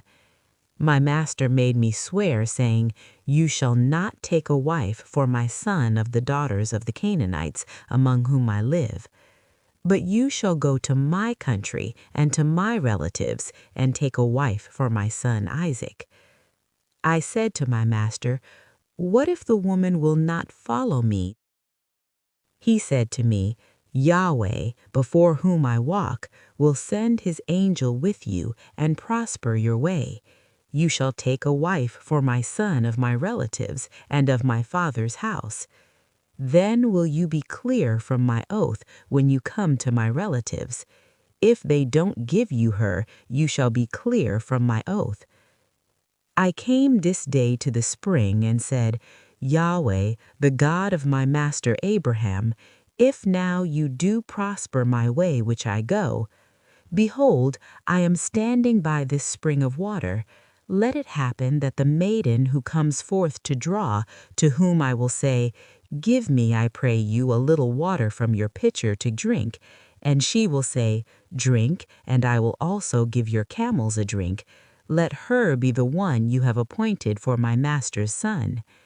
Before I had done speaking in my heart, behold, Rebekah came forth with her pitcher on her shoulder. She went down to the spring, filled her pitcher, and came up. I said to her, "Please let me drink." She hurried and let down her pitcher on her hand and gave him drink. When she had done giving him drink, she said, "I will also draw for your camels until they have done drinking." So I drank, and she made the camels drink also. I asked her and said, "Whose daughter are you?" She said, "The daughter of Bethuel, Nahor's son, whom Milcah bore to him." I put the ring on her nose and the bracelets on her hands. I bowed my head and worshipped Yahweh and blessed Yahweh, the God of my master Abraham, who had led me in the right way to take my master's brother's daughter for his son. Now, if you will deal kindly and truly with my master, tell me. If not, tell me, that I may turn to the right hand or to the left." Then Laban and Bethuel answered, "The thing proceeds from Yahweh. We can't speak to you bad or good. Behold, Rebekah is before you. Take her and go, and let her be your master's son's wife, as Yahweh has spoken." It happened that when Abraham's servant heard their words, he bowed himself down to the earth to Yahweh. The servant brought forth jewels of silver and jewels of gold and clothing and gave them to Rebekah. He also gave precious things to her brother and her mother. They ate and drank, he and the men who were with him, and stayed all night. They rose up in the morning, and he said, "Send me away to my master." Her brother and her mother said, "Let the young lady stay with us a few days, at least 10. After that she will go." He said to them, "Don't hinder me, seeing Yahweh has prospered my way. Send me away that I may go to my master." They said, "We will call the young lady and ask her."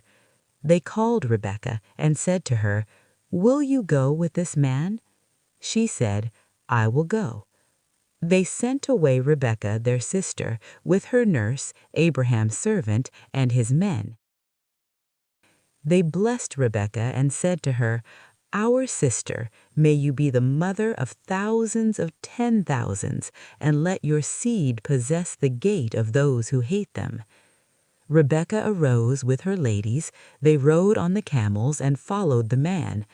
The servant took Rebekah and went his way. Isaac came from the way of Beer Lahai Roi, for he lived in the land of the south. Isaac went out to meditate in the field at the evening. He lifted up his eyes and saw, and behold, there were camels coming. Rebekah lifted her eyes, and when she saw Isaac, she dismounted from the camel. She said to the servant, "Who is the man who is walking in the field to meet us?" The servant said, "It is my master." She took her veil and covered herself. The servant told Isaac all the things that he had done. Isaac brought her into his mother Sarah's tent and took Rebekah, and she became his wife. He loved her. Isaac was comforted after his mother's death. Chapter 25.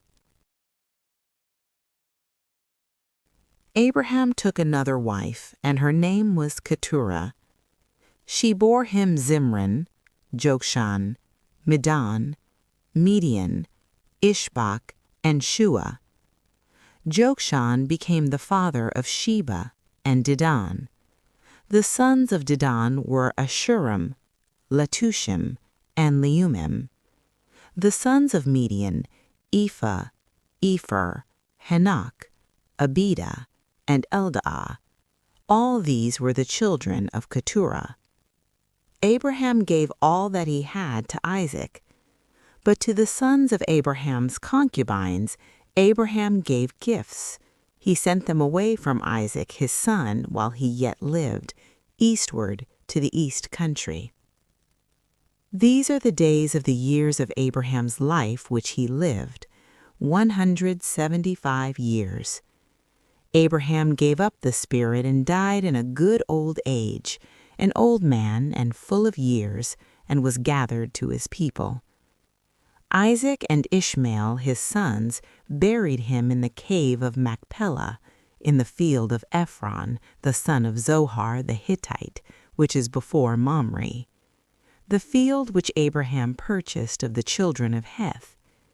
Abraham was buried there with Sarah, his wife.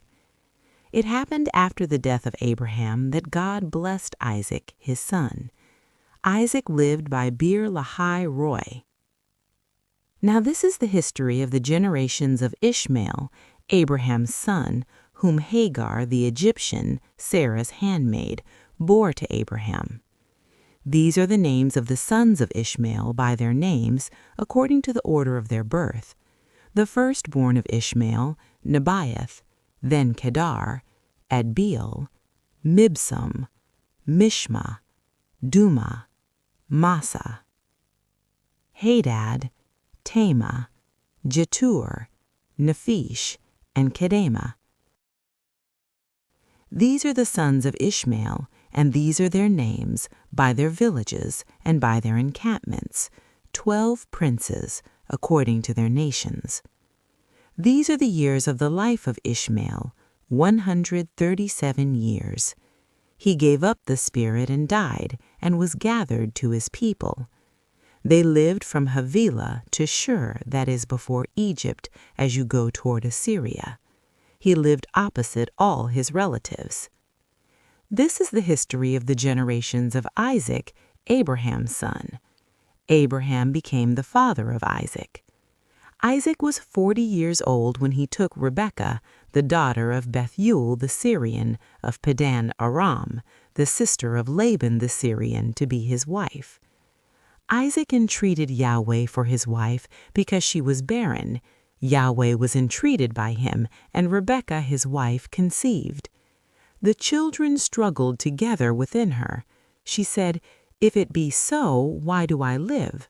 She went to inquire of Yahweh. Yahweh said to her, "2 nations are in your womb, 2 peoples will be separated from your body. The one people will be stronger than the other people. The elder will serve the younger." When her days to be delivered were fulfilled, behold, there were twins in her womb. The first came out red all over like a hairy garment. They named him Esau. After that his brother came out, and his hand had hold on Esau's heel. He was named Jacob. Isaac was 60 years old when she bore them. The boys grew. Esau was a skillful hunter, a man of the field. Jacob was a quiet man, living in tents. Now Isaac loved Esau because he ate his venison. Rebekah loved Jacob. Jacob boiled stew. Esau came in from the field, and he was famished. Esau said to Jacob, "Please feed me with that same red stew, for I am famished." Therefore his name was called Edom. Jacob said, "First sell me your birthright." Esau said, "Behold, I am about to die. What good is the birthright to me?" Jacob said, "Swear to me first." He swore to him. He sold his birthright to Jacob. Jacob gave Esau bread and stew of lentils. He ate and drank, rose up and went his way. So Esau despised his birthright. Chapter 26. There was a famine in the land besides the first famine that was in the days of Abraham. Isaac went to Abimelech, king of the Philistines, to Gerar. Yahweh appeared to him and said, "Don't go down into Egypt. Live in the land I will tell you about. Sojourn in this land, and I will be with you and will bless you. For to you and to your seed I will give all these lands, and I will establish the oath which I swore to Abraham your father. I will multiply your seed as the stars of the sky, and I will give to your seed all these lands. In your seed will all the nations of the earth be blessed, because Abraham obeyed my voice and kept my charge, my commandments, my statutes, and my laws." Isaac lived in Gerar. The men of the place asked him about his wife.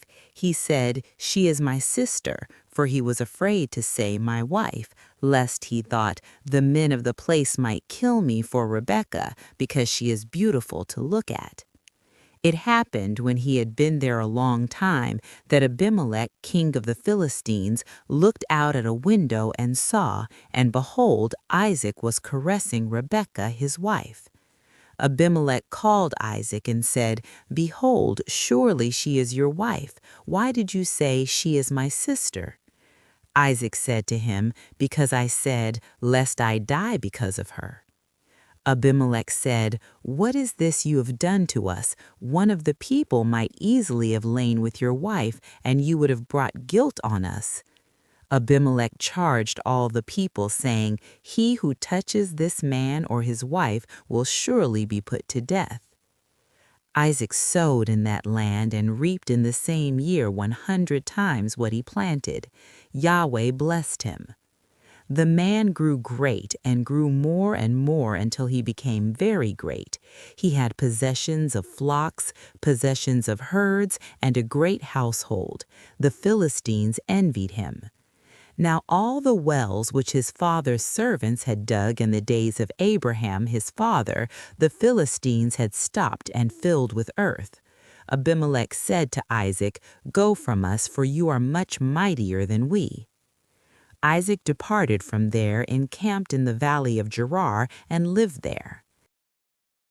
Isaac dug again the wells of water which they had dug in the days of Abraham his father, for the Philistines had stopped them after the death of Abraham. He called their names after the names by which his father had called them. Isaac's servants dug in the valley and found there a well of springing water. The herdsmen of Gerar argued with Isaac's herdsmen, saying, "The water is ours." He called the name of the well Esek, because they contended with him. They dug another well, and they argued over that also. He called the name of it Sitnah. He left that place and dug another well. They didn't argue over that one. He called it Rehoboth. He said, "For now Yahweh has made room for us, and we will be fruitful in the land." He went up from there to Beersheba. Yahweh appeared to him the same night and said, "I am the God of Abraham your father. Don't be afraid, for I am with you and will bless you and multiply your seed for my servant Abraham's sake." He built an altar there and called on the name of Yahweh and pitched his tent there. There Isaac's servants dug a well.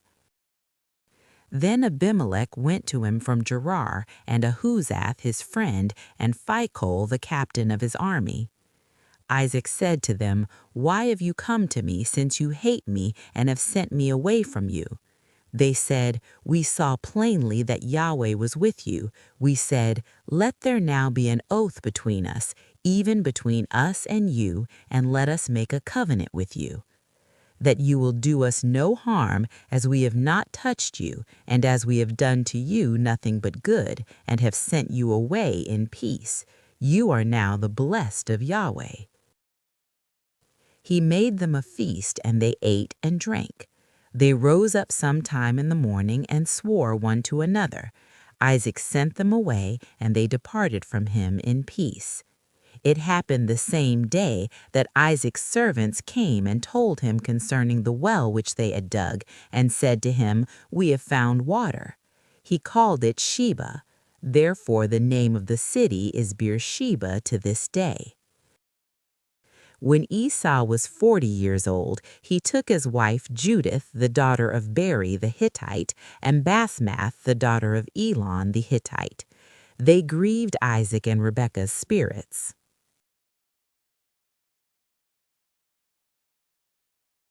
Chapter 27. It happened that when Isaac was old and his eyes were dim so that he could not see, he called Esau his elder son and said to him, "My son." He said to him, "Here I am." He said, "See now, I am old. I don't know the day of my death. Now therefore, please take your weapons, your quiver and your bow, and go out to the field and take me venison. Make me savory food, such as I love, and bring it to me, that I may eat and that my soul may bless you before I die." Rebekah heard when Isaac spoke to Esau his son.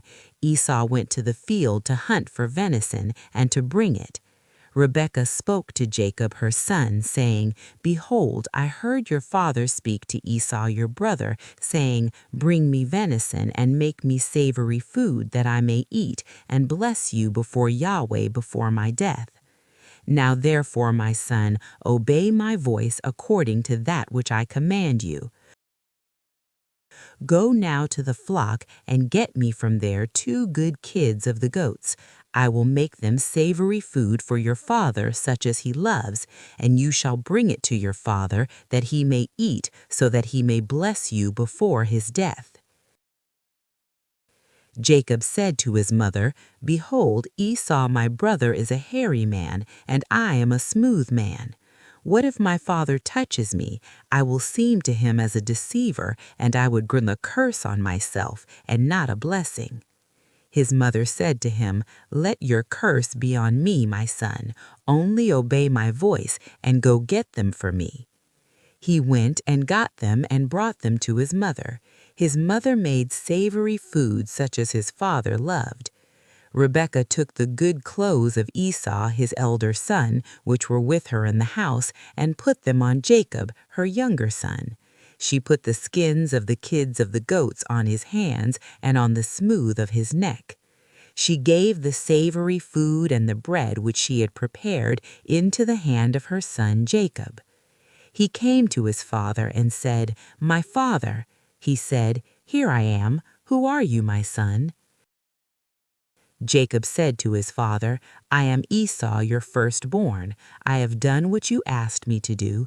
Please arise, sit and eat of my venison, that your soul may bless me." Isaac said to his son, "How is it that you have found it so quickly, my son?" He said, "Because Yahweh your God gave me success." Isaac said to Jacob, "Please come near, that I may feel you, my son, whether you are really my son Esau or not." Jacob went near to Isaac his father. He felt him and said, "The voice is Jacob's voice, but the hands are the hands of Esau." He didn't recognize him because his hands were hairy like his brother Esau's hands, so he blessed him. He said, "Are you really my son Esau?" He said, "I am." He said, "Bring it near to me, and I will eat of my son's venison, that my soul may bless you." He brought it near to him, and he ate. He brought him wine, and he drank. His father Isaac said to him, "Come near now and kiss me, my son." He came near and kissed him. He smelled the smell of his clothing and blessed him and said, "Behold, the smell of my son is as the smell of a field which Yahweh has blessed. God give you of the dew of the sky, of the fatness of the earth, and plenty of grain and new wine. Let peoples serve you and nations bow down to you. Be lord over your brothers. Let your mother's sons bow down to you. Cursed be everyone who curses you. Blessed be everyone who blesses you." It happened as soon as Isaac had made an end of blessing Jacob, and Jacob had just gone out from the presence of Isaac his father, that Esau his brother came in from his hunting. He also made savory food and brought it to his father. He said to his father, "Let my father arise and eat of his son's venison, that your soul may bless me." Isaac his father said to him, "Who are you?" He said, "I am your son, your firstborn, Esau." Isaac trembled violently and said, "Who then is he who has taken venison and brought it me, and I have eaten of all before you came, and have blessed him? Yes, he will be blessed." When Esau heard the words of his father, he cried with an exceeding great and bitter cry, and said to his father, "Bless me, even me also, my father." He said, "Your brother came with deceit and has taken away your blessing." He said, "Isn't he rightly named Jacob? For he has supplanted me these 2 times. He took away my birthright. See, now he has taken away my blessing." He said, "Haven't you reserved a blessing for me?" Isaac answered Esau, "Behold, I have made him your lord, and all his brothers have I given to him for servants. With grain and new wine have I sustained him. What then will I do for you, my son?" Esau said to his father, "Have you but one blessing, my father? Bless me, even me also, my father." Esau lifted up his voice and wept. Isaac his father answered him, "Behold, of the fatness of the earth will be your dwelling, and of the dew of the sky from above. By your sword will you live, and you will serve your brother. It will happen, when you will break loose, that you shall shake his yoke from off your neck."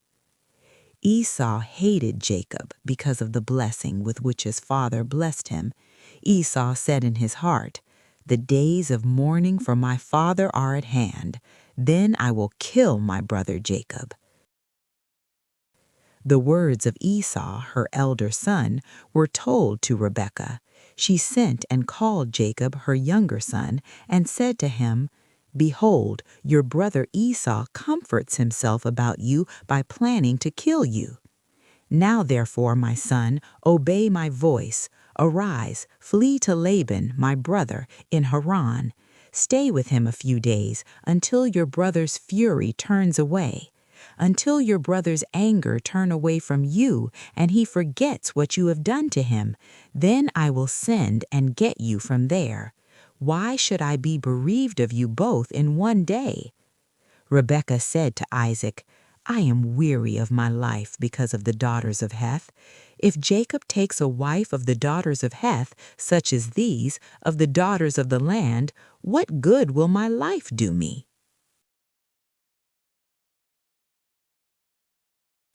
Chapter 28.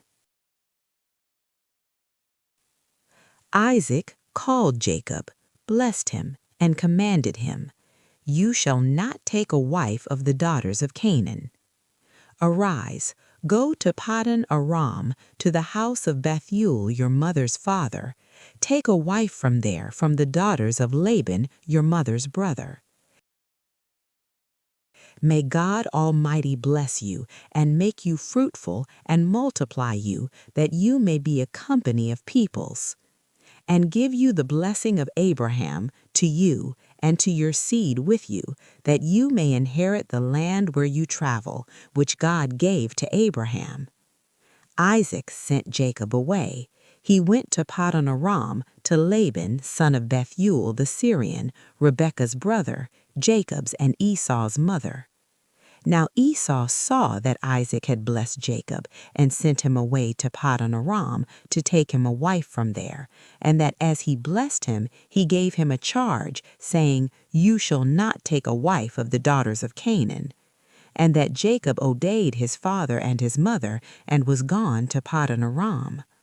Esau saw that the daughters of Canaan didn't please Isaac his father. Esau went to Ishmael and took, besides the wives that he had, Mahalath, the daughter of Ishmael, Abraham's son, the sister of Nebaioth, to be his wife. Jacob went out from Beersheba and went toward Haran. He came to a certain place and stayed there all night, because the sun had set. He took one of the stones of the place and put it under his head, and lay down in that place to sleep. He dreamed.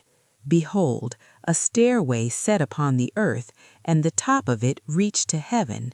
Behold, the angels of God ascending and descending on it. Behold, Yahweh stood above it, and said, "I am Yahweh, the God of Abraham your father, and the God of Isaac. The land whereon you lie, to you will I give it, and to your seed. Your seed will be as the dust of the earth, and you will spread abroad to the west, and to the east, and to the north, and to the south. In you and in your seed will all the families of the earth be blessed. Behold, I am with you, and will keep you wherever you go, and will bring you again into this land, for I will not leave you until I have done that which I have spoken of to you."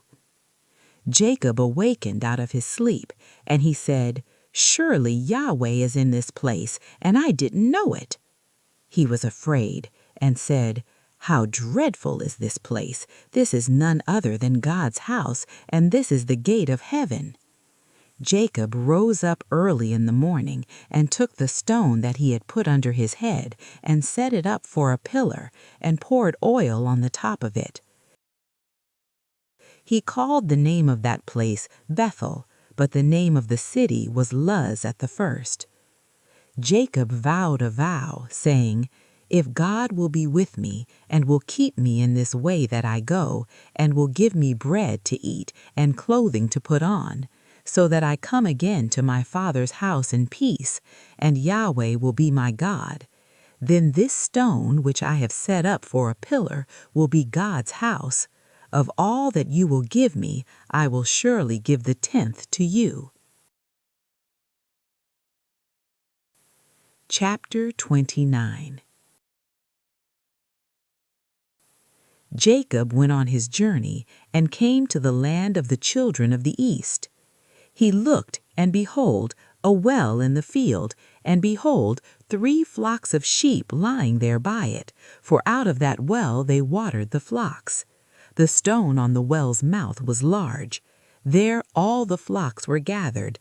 They rolled the stone from the well's mouth and watered the sheep, and put the stone again on the well's mouth in its place. Jacob said to them, "My relatives, where are you from?" They said, "We are from Haran." He said to them, "Do you know Laban, the son of Nahor?" They said, "We know him." He said to them, "Is it well with him?" They said, "It is well. See, Rachel his daughter is coming with the sheep." He said, "Behold, it is still the middle of the day, not time to gather the livestock together. Water the sheep and go and feed them." They said, "We can't until all the flocks are gathered together and they roll the stone from the well's mouth. Then we water the sheep." While he was yet speaking with them, Rachel came with her father's sheep, for she kept them.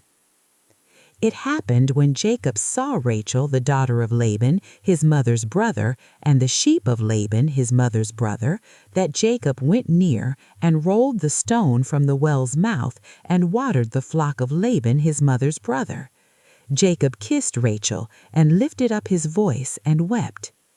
Jacob told Rachel that he was her father's brother and that he was Rebekah's son. She ran and told her father.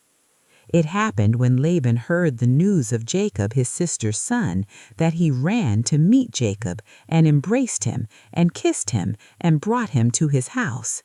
Jacob told Laban all these things. Laban said to him, "Surely you are my bone and my flesh." He lived with him for a month.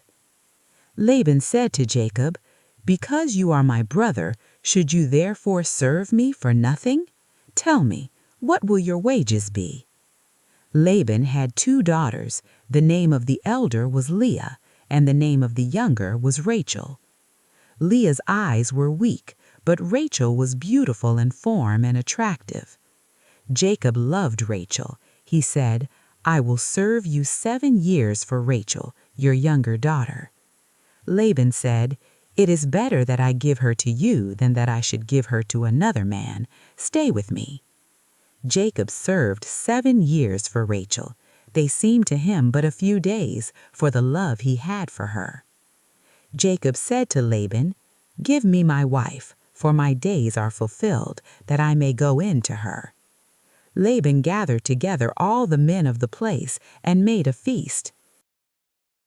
It happened in the evening that he took Leah his daughter and brought her to him. He went in to her. Laban gave Zilpah his handmaid to his daughter Leah for a handmaid. It happened in the morning that, behold, it was Leah. He said to Laban, "What is this you have done to me? Didn't I serve with you for Rachel? Why then have you deceived me?" Laban said, "It is not done so in our place, to give the younger before the firstborn. Fulfill the week of this one, and we will give you the other also for the service which you will serve with me yet 7 other years." Jacob did so, and fulfilled her week. He gave him Rachel his daughter as wife. Laban gave to Rachel his daughter Bilhah his handmaid, to be her handmaid. He went in also to Rachel, and he loved also Rachel more than Leah, and served with him yet 7 other years. Yahweh saw that Leah was hated, and he opened her womb, but Rachel was barren. Leah conceived and bore a son, and she named him Reuben, for she said, "Because Yahweh has looked at my affliction, for now my husband will love me." She conceived again and bore a son, and said, "Because Yahweh has heard that I am hated, he has therefore given me this son also." She named him Simeon. She conceived again and bore a son, said, "Now this time will my husband be joined to me, because I have borne him 3 sons. Therefore was his name called Levi. She conceived again and bore a son. She said, "This time will I praise Yahweh." Therefore she named him Judah. Then she stopped bearing.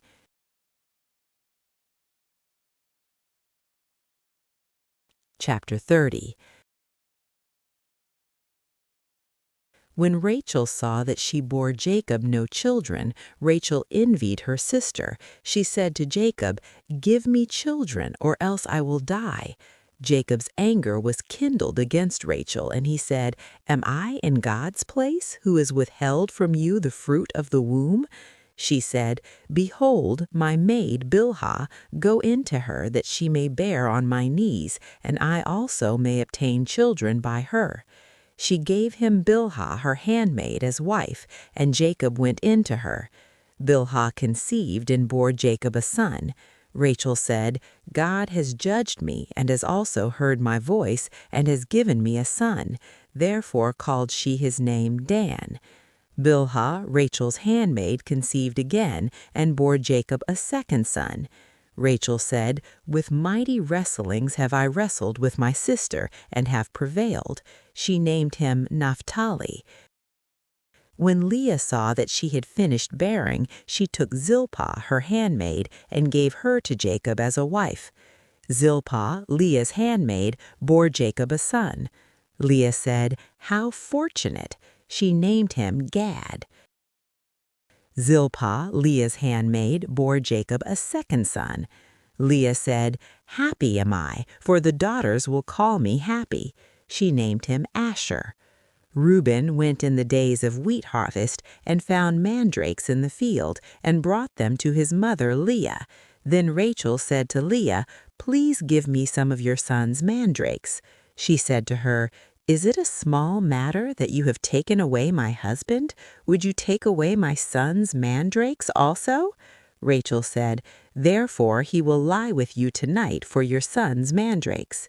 Jacob came from the field in the evening, and Leah went out to meet him and said, "You must come in to me, for I have surely hired you with my son's mandrakes." He lay with her that night.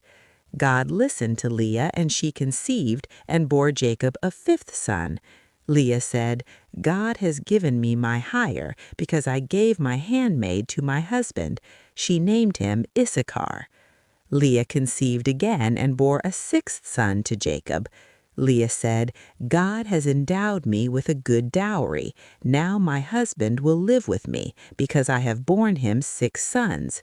She named him Zebulun. Afterwards she bore a daughter and named her Dinah. God remembered Rachel, and God listened to her and opened her womb. She conceived, bore a son, and said, "God has taken away my reproach." She named him Joseph, saying, "May Yahweh add another son to me."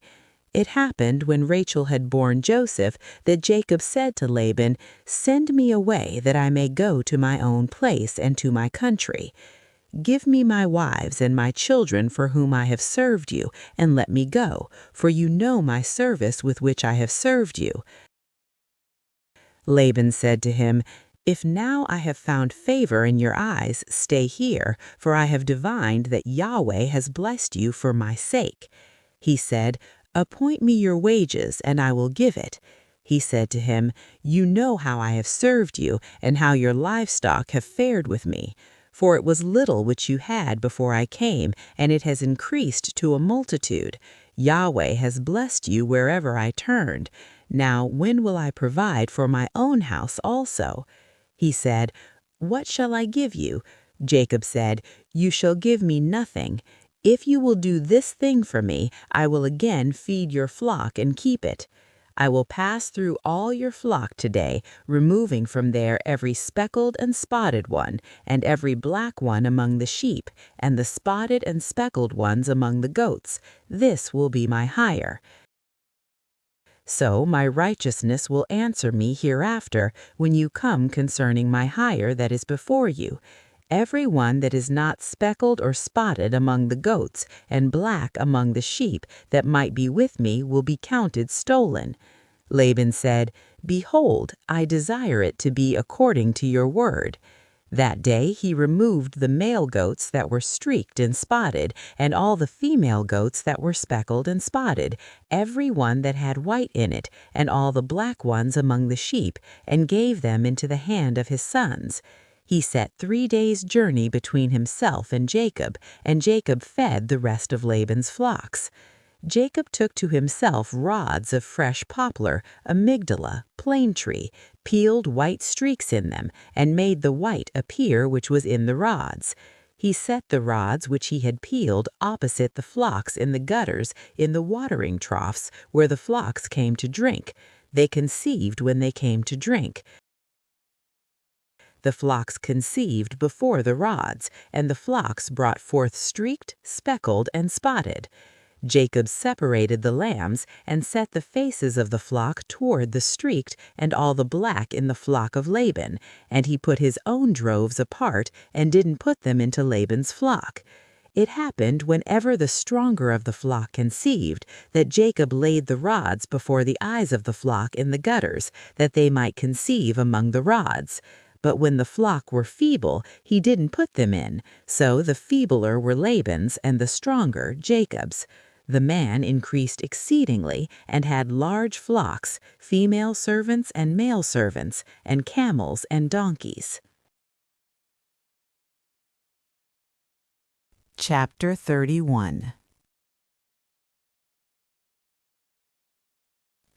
He heard the words of Laban's sons, saying, Jacob has taken away all that was our father's. From that which was our father's has he gotten all this wealth.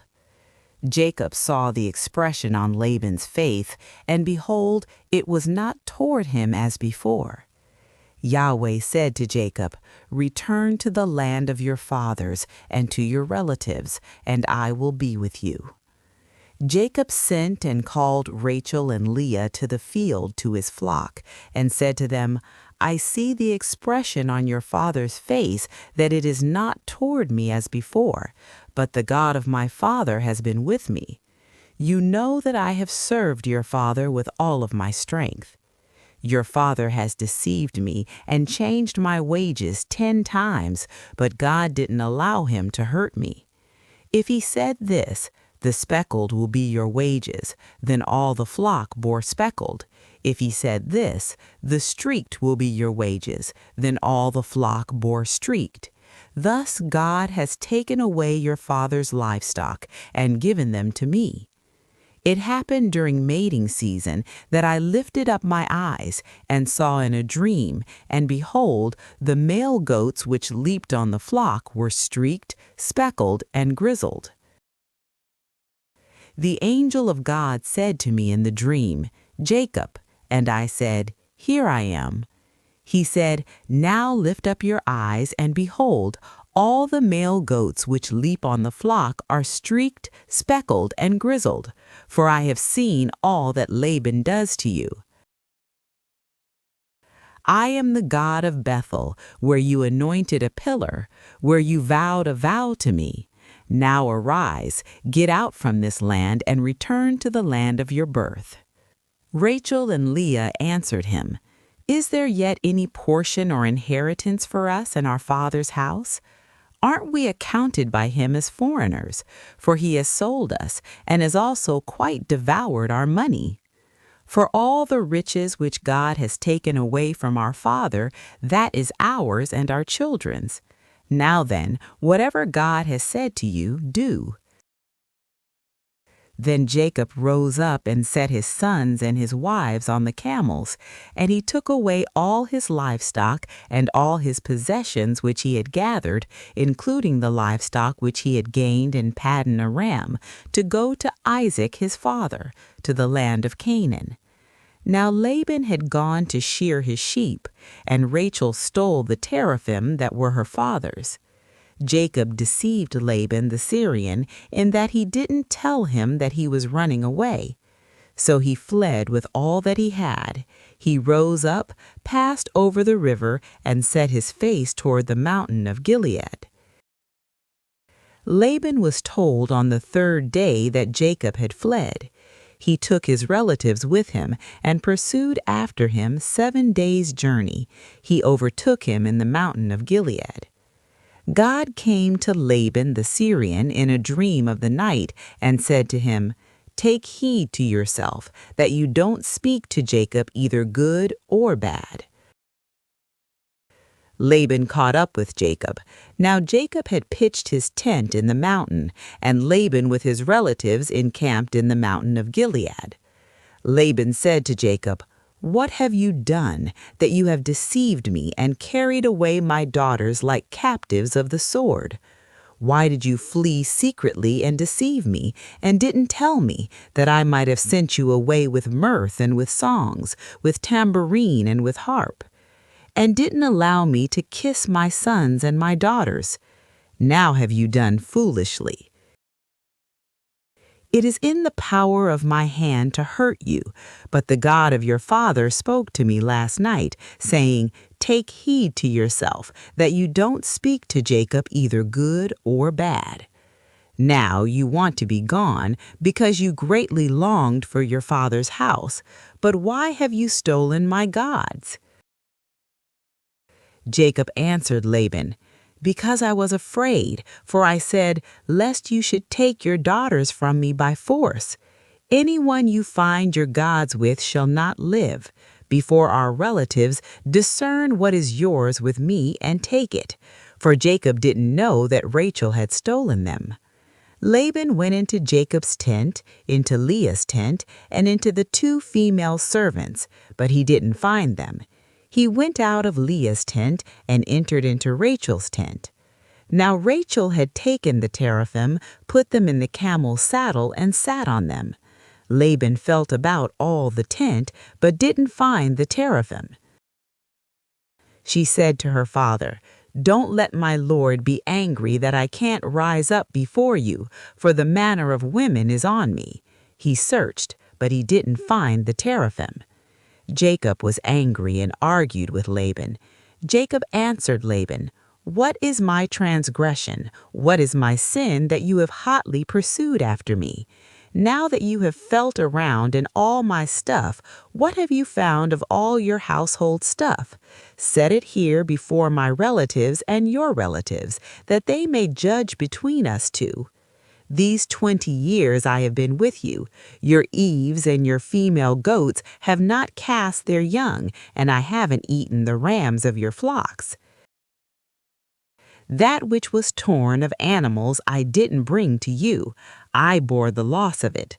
Of my hand you required it, whether stolen by day or stolen by night. This was my situation. In the day the drought consumed me, and the frost by night, and my sleep fled from my eyes.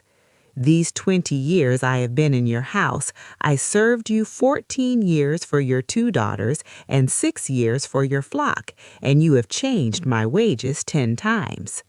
Unless the God of my father, the God of Abraham, and the fear of Isaac had been with me, surely now you would have sent me away empty.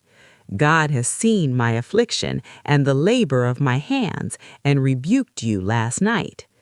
Laban answered Jacob, "The daughters are my daughters, the children are my children, the flocks are my flocks, and all that you see is mine. And what can I do this day to these my daughters, or to their children whom they have borne? Now, come, let us make a covenant, you and I, and let it be a witness between me and you." Jacob took a stone and set it up for a pillar. Jacob said to his relatives, "Gather stones." They took stones and made a heap. They ate there by the heap. Laban called it Jegar Sahadathah, but Jacob called it Gilead. Laban said, "This heap is witness between me and you this day." Therefore it was named Gilead. And Mizpah, for he said, "Yahweh watch between me and you when we are absent one from another. If you afflict my daughters, or if you take wives besides my daughters, no man is with us. Behold, God is witness between me and you." Laban said to Jacob, "See this heap, and see the pillar which I have set between me and you. May this heap be a witness, and the pillar be a witness, that I will not pass over this heap to you, and that you will not pass over this heap and this pillar to me for harm. The God of Abraham and the God of Nahor, the God of their father, judge between us." Then Jacob swore by the fear of his father Isaac. Jacob offered a sacrifice in the mountain and called his relatives to eat bread. They ate bread and stayed all night in the mountain. Early in the morning, Laban rose up and kissed his sons and his daughters and blessed them. Laban departed and returned to his place.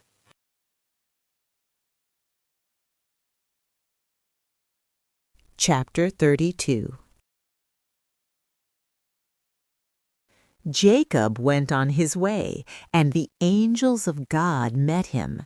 When he saw them, Jacob said, "This is God's army." He called the name of that place Mahanaim. Jacob sent messengers in front of him to Esau his brother to the land of Seir, the field of Edom. He commanded them, saying, "This is what you shall tell my lord Esau.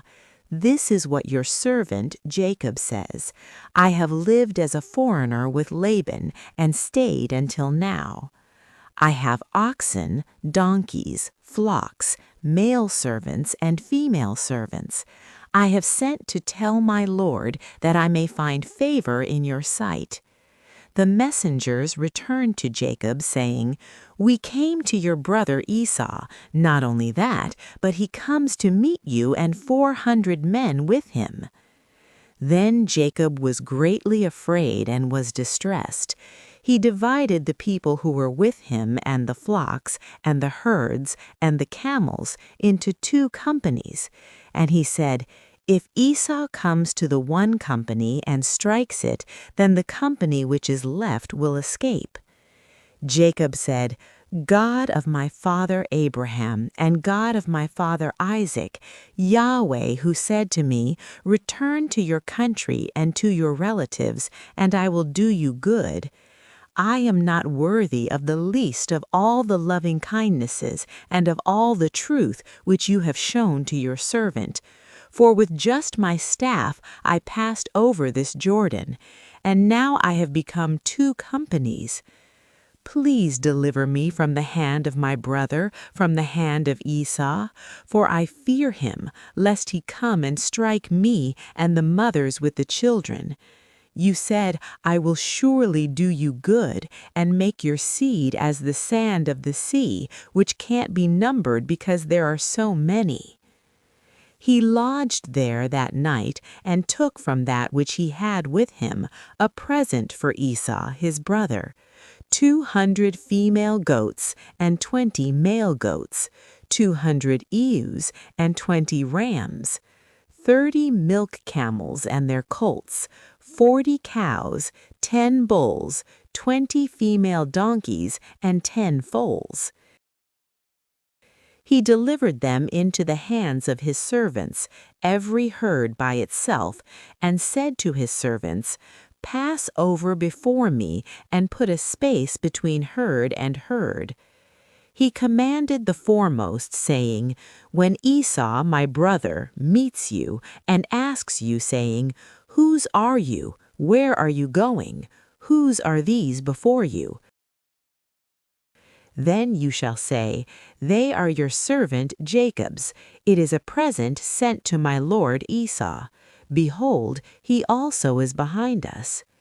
He commanded also the second and the third and all that followed the herd, saying, "This is how you shall speak to Esau when you find him. You shall say, 'Not only that, but behold, your servant Jacob is behind us.' For he said, 'I will appease him with the present that goes before me, and afterward I will see his face. Perhaps he will accept me.' So the present passed over before him, and he himself lodged that night in the camp. He rose up that night and took his 2 wives and his 2 handmaids and his 11 sons, and passed over the ford of the Jabbok.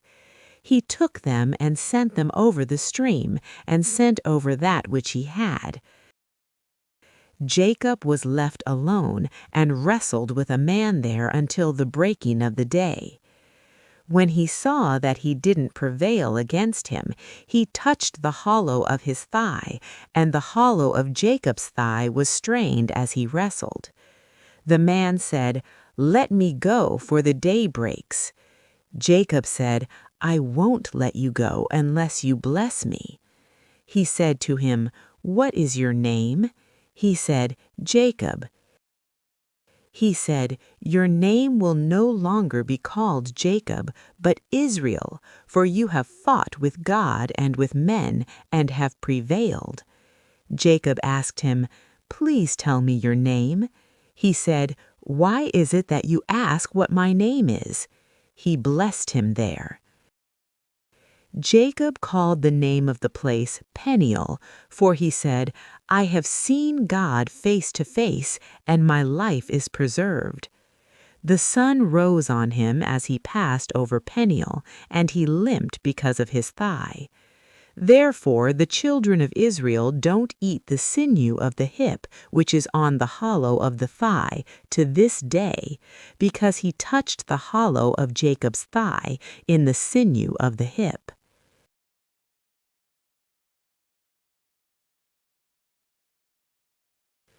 Chapter 33. Jacob lifted up his eyes and looked, and behold, Esau was coming, and with him 400 men. He divided the children between Leah, Rachel, and the 2 handmaids. He put the handmaids and their children in front, Leah and her children after, and Rachel and Joseph at the rear. He himself passed over in front of them and bowed himself to the ground 7 times until he came near to his brother. Esau ran to meet him, embraced him, fell on his neck, kissed him, and they wept.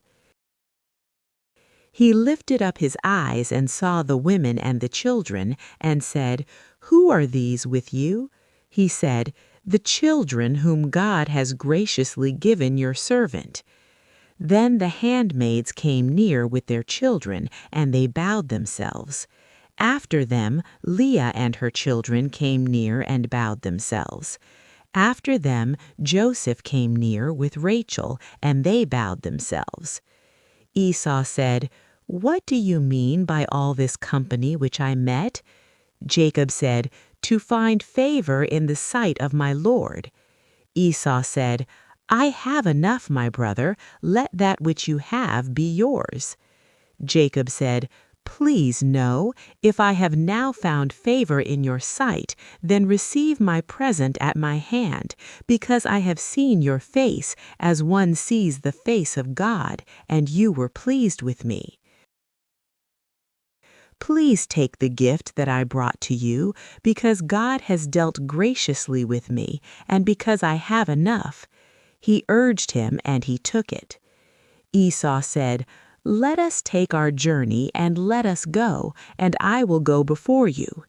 Jacob said to him, "My Lord knows that the children are tender, and that the flocks and herds with me have their young, and if they overdrive them one day, all the flocks will die. Please let my Lord pass over before his servant, and I will lead on gently, according to the pace of the livestock that are before me, and according to the pace of the children, until I come to my Lord to Seir." Esau said, "Let me now leave with you some of the folk who are with me." He said, "Why? Let me find favor in the sight of my Lord." So Esau returned that day on his way to Seir. Jacob traveled to Succoth, built himself a house, and made shelters for his livestock. Therefore the name of the place is called Succoth. Jacob came in peace to the city of Shechem, which is in the land of Canaan, when he came from Paddan Aram, and encamped before the city. He bought the parcel of ground where he had spread his tent at the hand of the children of Hamor, Shechem's father, for 100 pieces of money. He erected an altar there and called it El Elohe Israel. Chapter 34. Dinah, the daughter of Leah, whom she bore to Jacob, went out to see the daughters of the land. Shechem, the son of Hamor the Hivite, the prince of the land, saw her. He took her, lay with her, and humbled her. His soul joined to Dinah, the daughter of Jacob, and he loved the young lady and spoke kindly to the young lady. Shechem spoke to his father Hamor, saying, "Get me this young lady as a wife." Now Jacob heard that he had defiled Dinah, his daughter, and his sons were with his livestock in the field. Jacob held his peace until they came. Hamor, the father of Shechem, went out to Jacob to talk with him. The sons of Jacob came in from the field when they heard it. The men were grieved, and they were very angry, because he had done folly in Israel in lying with Jacob's daughter, which thing ought not to be done. Hamor talked with them, saying, "The soul of my son Shechem longs for your daughter. Please give her to him as a wife. Make marriages with us, give our daughters to us, and take our daughters for yourselves. You shall dwell with us, and the land will be before you. Live and trade in it, and get possessions in it." Shechem said to her father and to her brothers, "Let me find favor in your eyes, and whatever you will tell me I will give. Ask me a great amount for a dowry, and I will give whatever you ask of me, but give me the young lady as a wife." The sons of Jacob answered Shechem and Hamor his father with deceit, and spoke because he had defiled Dinah, their sister, and said to them, "We can't do this thing to give our sister to one who is uncircumcised, for that is a reproach to us. Only on this condition will we consent to you, if you will be as we are, that every male of you be circumcised. Then we will give your daughters to you, and we will take your daughters to us, and we will dwell with you, and we will become one people. But if you will not listen to us to be circumcised, then we will take our sister, and we will be gone." Their words pleased Hamor and Shechem, Hamor's son. The young man didn't wait to do this thing because he had delight in Jacob's daughter, and he was honored above all the house of his father. Hamor and Shechem his son came to the gate of their city and talked with the men of their city, saying, "These men are peaceful with us, therefore let them live in the land and trade in it. For behold, the land is large enough for them. Let us take their daughters to us for wives, and let us give them our daughters. Only on this condition will the men consent to us to live with us, to become one people, if every male among us is circumcised as they are circumcised. Won't their livestock and their possessions and all their animals be ours? Only let us give our consent to them, and they will dwell with us." All who went out of the gate of his city listened to Hamor and Shechem his son, and every male was circumcised, all who went out of the gate of his city. It happened on the third day, when they were sore, that two of Jacob's sons, Simeon and Levi, Dinah's brothers, each took his sword, came upon the unsuspecting city, and killed all the males. They killed Hamor and Shechem his son with the edge of the sword, and took Dinah out of Shechem's house and went away. Jacob's sons came on the dead and plundered the city because they had defiled their sister. They took their flocks, their herds, their donkeys, that which was in the city, that which was in the field, and all their wealth. They took captive all their little ones and their wives, and took as plunder everything that was in the house. Jacob said to Simeon and Levi, "You have troubled me to make me odious to the inhabitants of the land, among the Canaanites and the Perizzites. I am few in number. They will gather themselves together against me and strike me, and I will be destroyed, I and my house." They said, "Should he deal with our sister as with a prostitute?"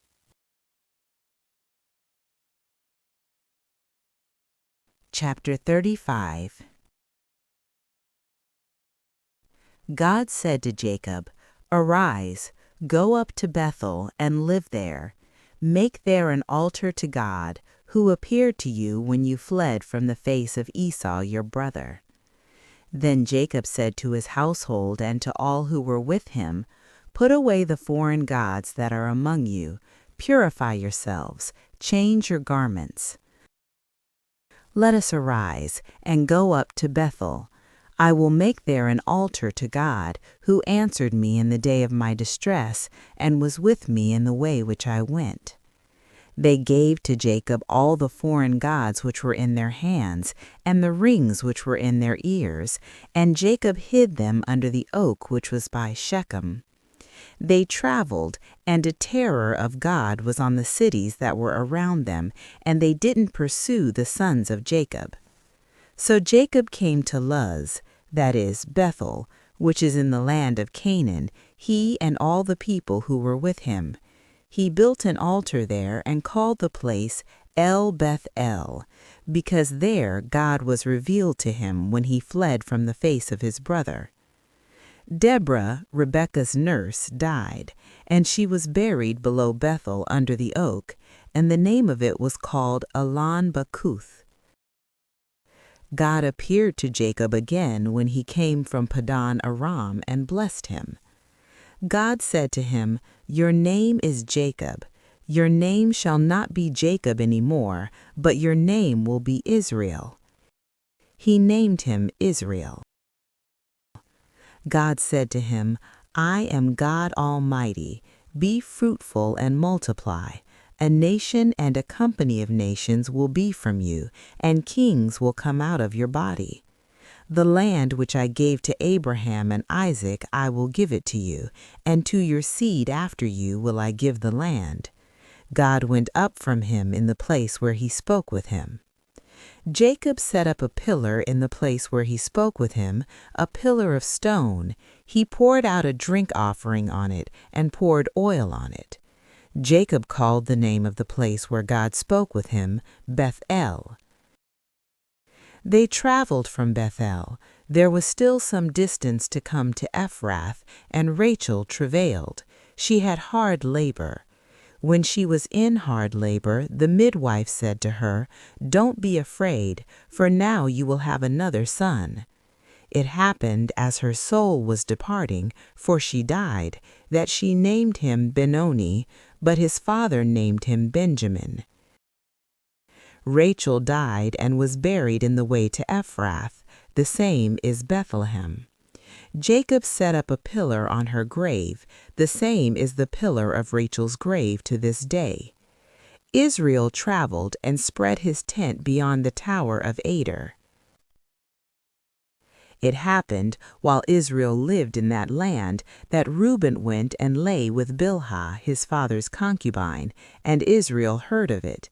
Now the sons of Jacob were 12. The sons of Leah, Reuben, Jacob's firstborn, Simeon, Levi, Judah, Issachar, and Zebulun. The sons of Rachel, Joseph and Benjamin. The sons of Bilhah, Rachel's handmaid, Dan and Naphtali. The sons of Zilpah, Leah's handmaid, Gad and Asher. These are the sons of Jacob who were born to him in Padan Aram. Jacob came to Isaac his father, to Mamre, to Kiriath Arba, which is Hebron, where Abraham and Isaac lived as foreigners. The days of Isaac were 180 years. Isaac gave up the spirit and died, and was gathered to his people, old and full of days. Esau and Jacob, his sons, buried him.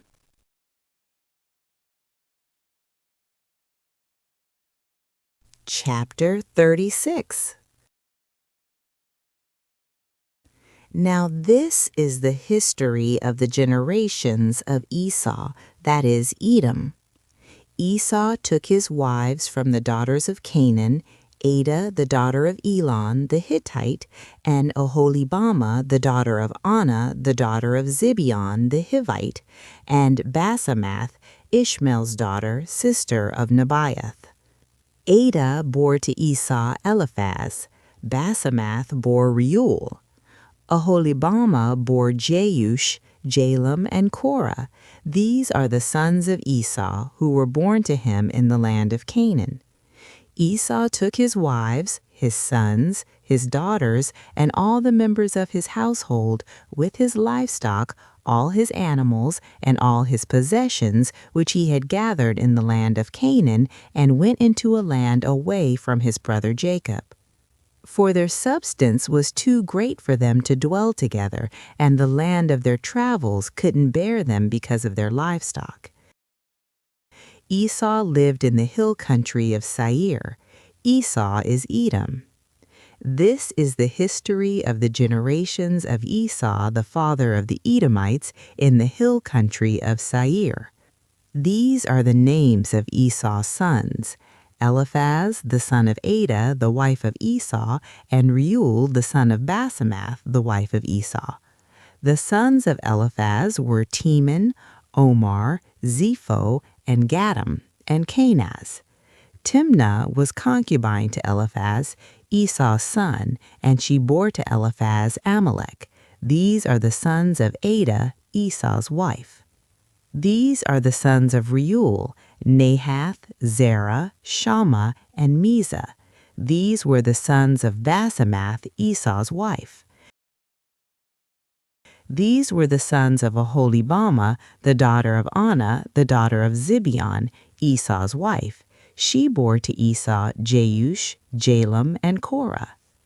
These are the chiefs of the sons of Esau, the sons of Eliphaz, the firstborn of Esau, chief Teman, chief Omar, chief Zepho, chief Kenaz, chief Korah, chief Gatam, chief Amalek. These are the chiefs who came of Eliphaz in the land of Edom. These are the sons of Adah. These are the sons of Reuel, Esau's son, chief Nahath, chief Zerah, chief Shammah, and chief Mizah. These are the chiefs who came of Reuel in the land of Edom. These are the sons of Basemath, Esau's wife. These are the sons of Aholibamah, Esau's wife, chief Jeush, chief Jalam, chief Korah. These are the chiefs who came of Aholibamah, the daughter of Anah, Esau's wife. These are the sons of Esau, that is Edom, and these are their chiefs. These are the sons of Seir the Horite, the inhabitants of the land: Lotan, Shobal, Zibeon, Anah, Dishon, Ezer, and Dishon. These are the chiefs who came of the Horites, the children of Seir in the land of Edom. The children of Lotan were Hori and Heman. Lotan's sister was Timnah. These are the children of Shobal: Alvan, Manahath, Ebal, Shepho, and Onam.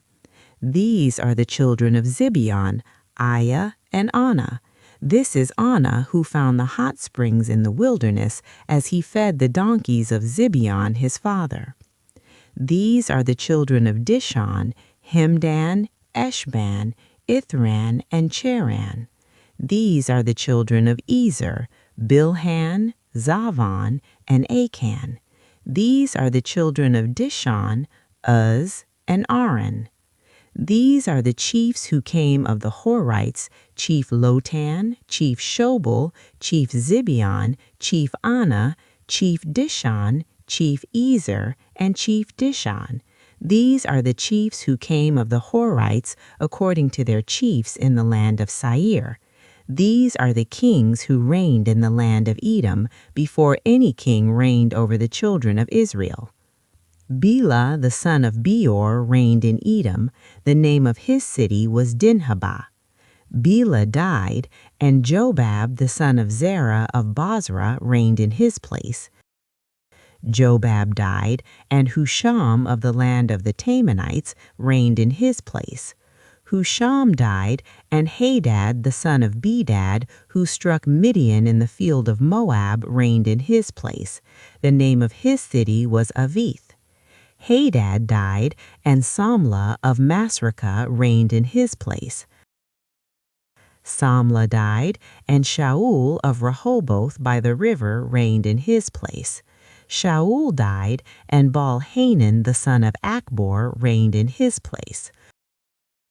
Baal-Hanan the son of Achbor died, and Hadar reigned in his place. The name of his city was Pau. His wife's name was Mehetabel, the daughter of Matred, the daughter of Mezahab. These are the names of the chiefs who came from Esau according to their families, after their places, and by their names: Chief Timnah, Chief Alva, Chief Jetheth, Chief Aholibamah, Chief Elah, Chief Pinon, Chief Kenaz, Chief Teman, Chief Mibzar, Chief Magdiel, and Chief Iram.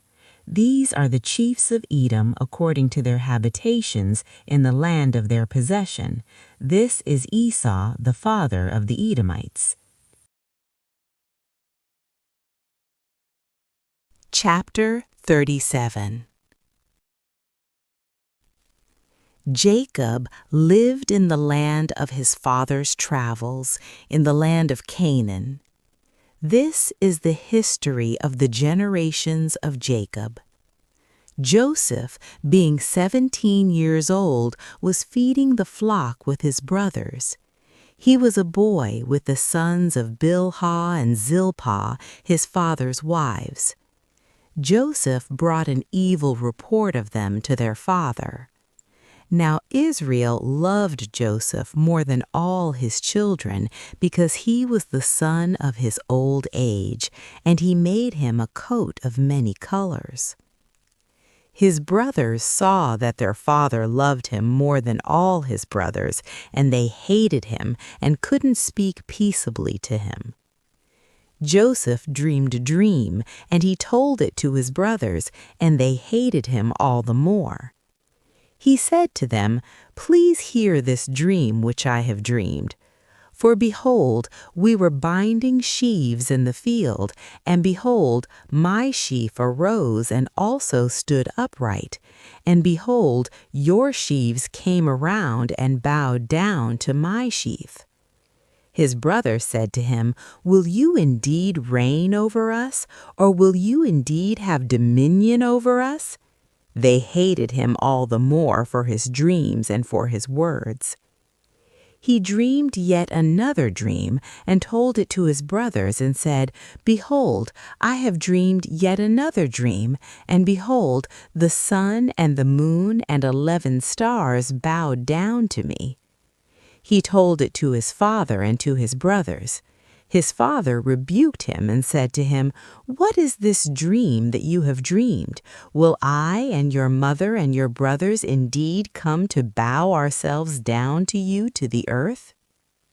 His brothers envied him, but his father kept this saying in mind. His brothers went to feed their father's flock in Shechem. Israel said to Joseph, "Aren't your brothers feeding the flock in Shechem? Come, and I will send them to you." He said to him, "Here I am." He said to him, "Go now, see whether it is well with your brothers and well with the flock, and bring me word again." So he sent him out of the valley of Hebron, and he came to Shechem.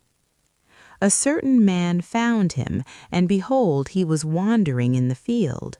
The man asked him, "What are you looking for?" He said, "I am looking for my brothers. Tell me, please, where they are feeding the flock."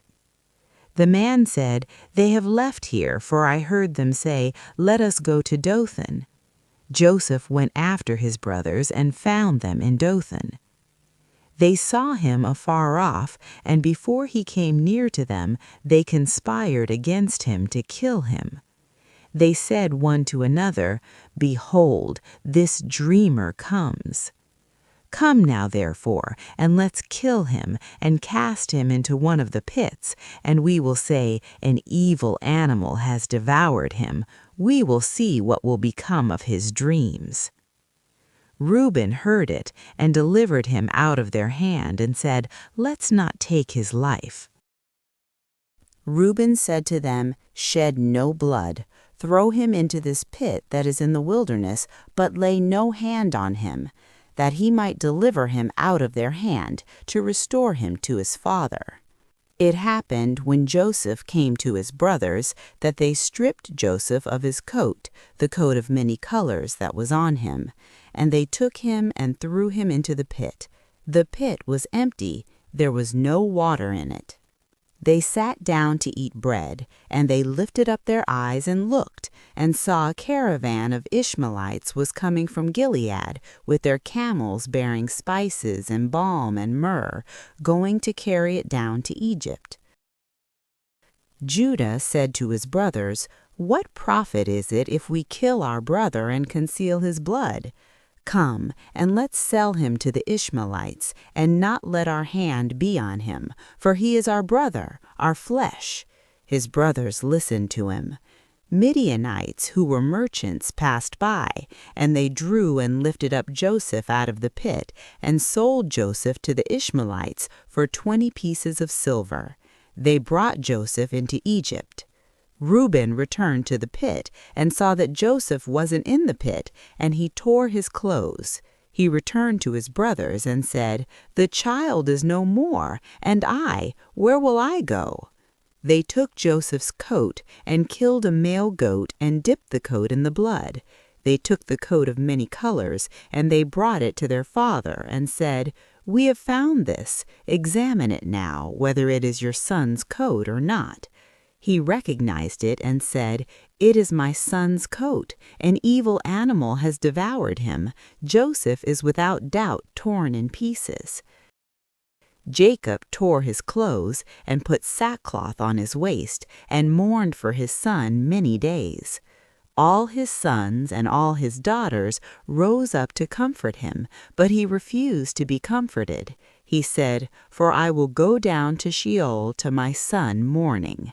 His father wept for him. The Midianites sold him into Egypt to Potiphar, an officer of Pharaoh's, the captain of the guard.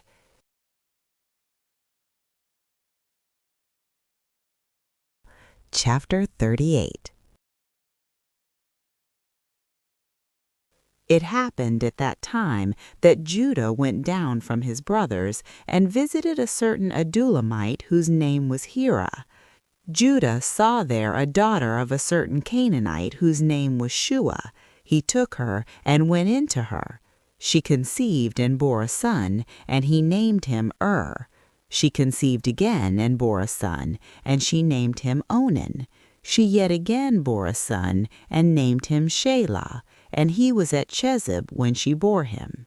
Judah took a wife for his firstborn, and her name was Tamar. Judah's firstborn, was wicked in the sight of Yahweh. Yahweh killed him.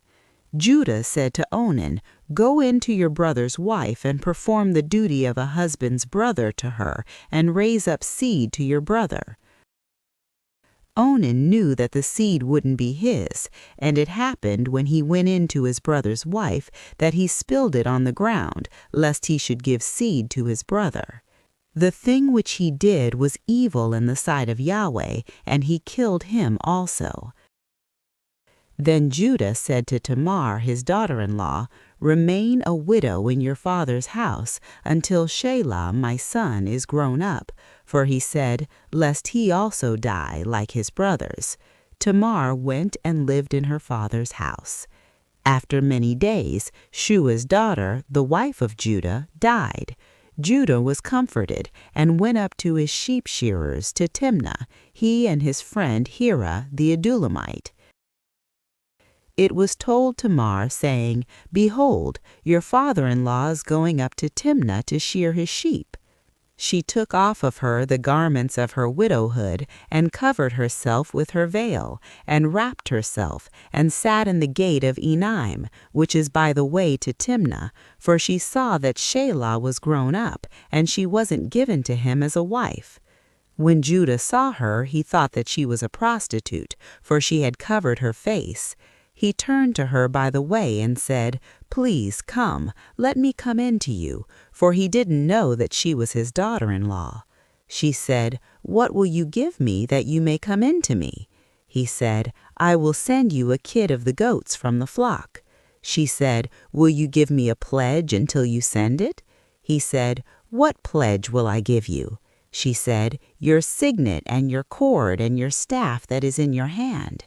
He gave them to her and came in to her, and she conceived by him.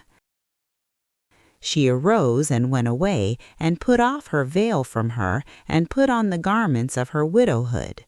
Judah sent the kid of the goats by the hand of his friend, the Adulamite, to receive the pledge from the woman's hand, but he didn't find her. Then he asked the men of her place, saying, "Where is the prostitute that was at Enaim by the road?" They said, "There has been no prostitute here." He returned to Judah and said, "I haven't found her," and also the men of the place said, "There has been no prostitute here." Judah said, "Let her keep it, lest we be shamed. Behold, I sent this kid, and you haven't found her." It happened about 3 months later that it was told to Judah, saying, Tamar, your daughter-in-law, has played the prostitute, and moreover, behold, she is with child by prostitution. Judah said, Bring her forth, and let her be burnt. When she was brought forth, she sent to her father-in-law, saying, By the man whose these are, I am with child. She also said, Please discern whose these are, the signet, and the cords, and the staff. Judah acknowledged them and said, She is more righteous than I, because I didn't give her to Shelah my son. He knew her again no more. It happened in the time of her travail that, behold, twins were in her womb. When she travailed, one put out a hand, and the midwife took and tied a scarlet thread on his hand, saying, This came out first. It happened as he drew back his hand that, behold, his brother came out, and she said, Why have you made a breach for yourself? Therefore his name was called Perez. Afterward his brother came out that had the scarlet thread on his hand, and his name was called Zerah. Chapter 39. Joseph was brought down to Egypt. Potiphar, an officer of Pharaoh's, the captain of the guard, an Egyptian, bought him from the hand of the Ishmaelites that had brought him down there. Yahweh was with Joseph, and he was a prosperous man. He was in the house of his master the Egyptian. His master saw that Yahweh was with him, and that Yahweh made all that he did prosper in his hand. Joseph found favor in his sight. He ministered to him, and he made him overseer over his house, and all that he had he put into his hand. It happened from the time that he made him overseer in his house and over all that he had, that Yahweh blessed the Egyptian's house for Joseph's sake, and the blessing of Yahweh was on all that he had, in the house and in the field. He left all that he had in Joseph's hand. He didn't concern himself with anything except for the food which he ate. Joseph was well built and handsome. It happened after these things that his master's wife cast her eyes on Joseph, and she said, Lie with me. But he refused, and said to his master's wife, Behold, my master doesn't know what is with me in the house, and he has put all that he has into my hand. He isn't greater in this house than I, neither has he kept back anything from me but you, because you are his wife. How then can I do this great wickedness and sin against God? As she spoke to Joseph day by day, he didn't listen to her, to lie by her, or to be with her. About this time he went into the house to do his work, and there were none of the men of the house inside. She caught him by his garment, saying, Lie with me. He left his garment in her hand and ran outside. When she saw that he had left his garment in her hand and had run outside, she called to the men of her house and spoke to them, saying, Behold, he has brought in a Hebrew to us to mock us. He came into me to lie with me, and I cried with a loud voice. It happened, when he heard that I lifted up my voice and cried, that he left his garment by me and ran outside. She laid up his garment by her until his master came home. She spoke to him according to these words, saying, The Hebrew servant whom you have brought to us came in to me to mock me. And it happened, as I lifted up my voice and cried, that he left his garment by me and ran outside. It happened when his master heard the words of his wife, which she spoke to him, saying, This is what your servant did to me, that his wrath was kindled. Joseph's master took him and put him into the prison, the place where the king's prisoners were bound, and he was there in custody. But Yahweh was with Joseph and showed kindness to him and gave him favor in the sight of the keeper of the prison. The keeper of the prison committed to Joseph's hand all the prisoners who were in the prison. Whatever they did there, he was responsible for it. The keeper of the prison didn't look after anything that was under his hand because Yahweh was with him, and that which he did, Yahweh made it prosper. Chapter 40. It happened after these things that the butler of the king of Egypt and his baker offended their lord, the king of Egypt. Pharaoh was angry with his 2 officers, the chief cupbearer and the chief baker. He put them in custody in the house of the captain of the guard, into the prison, the place where Joseph was bound. The captain of the guard assigned them to Joseph, and he took care of them. They stayed in prison many days.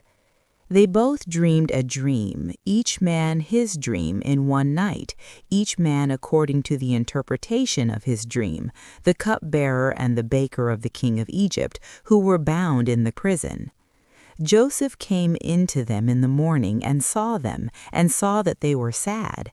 He asked Pharaoh's officers who were with him in custody in his master's house, saying, "Why do you look so sad today?"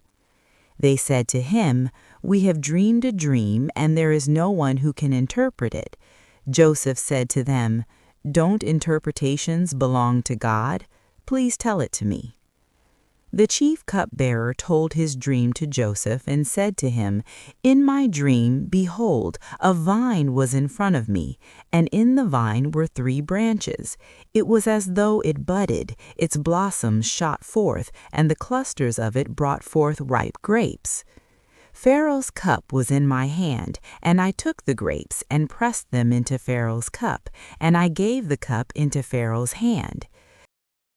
Joseph said to him, "This is the interpretation of it. The 3 branches are 3 days. Within 3 more days, Pharaoh will lift up your head and restore you to your office. You will give Pharaoh's cup into his hand, the way you did when you were his cupbearer. But remember me when it will be well with you, and show kindness, please, to me, and make mention of me to Pharaoh, and bring me out of this house. For indeed I was stolen away out of the land of the Hebrews, and here also have I done nothing that they should put me into the dungeon." When the chief baker saw that the interpretation was good, he said to Joseph, "I also was in my dream, and behold, 3 baskets of white bread were on my head. In the uppermost basket there was all kinds of baked food for Pharaoh, and the birds ate them out of the basket on my head." Joseph answered, "This is the interpretation of it. The 3 baskets are 3 days. Within 3 more days, Pharaoh will lift up your head from off you, and will hang you on a tree, and the birds will eat your flesh from off you." It happened the 3rd day, which was Pharaoh's birthday, that he made a feast for all his servants, and he lifted up the head of the chief cupbearer and the head of the chief baker among his servants. He restored the chief cupbearer to his position again, and he gave the cup into Pharaoh's hand. But he hanged the chief baker, as Joseph had interpreted to them. Yet the chief cupbearer didn't remember Joseph, but forgot him.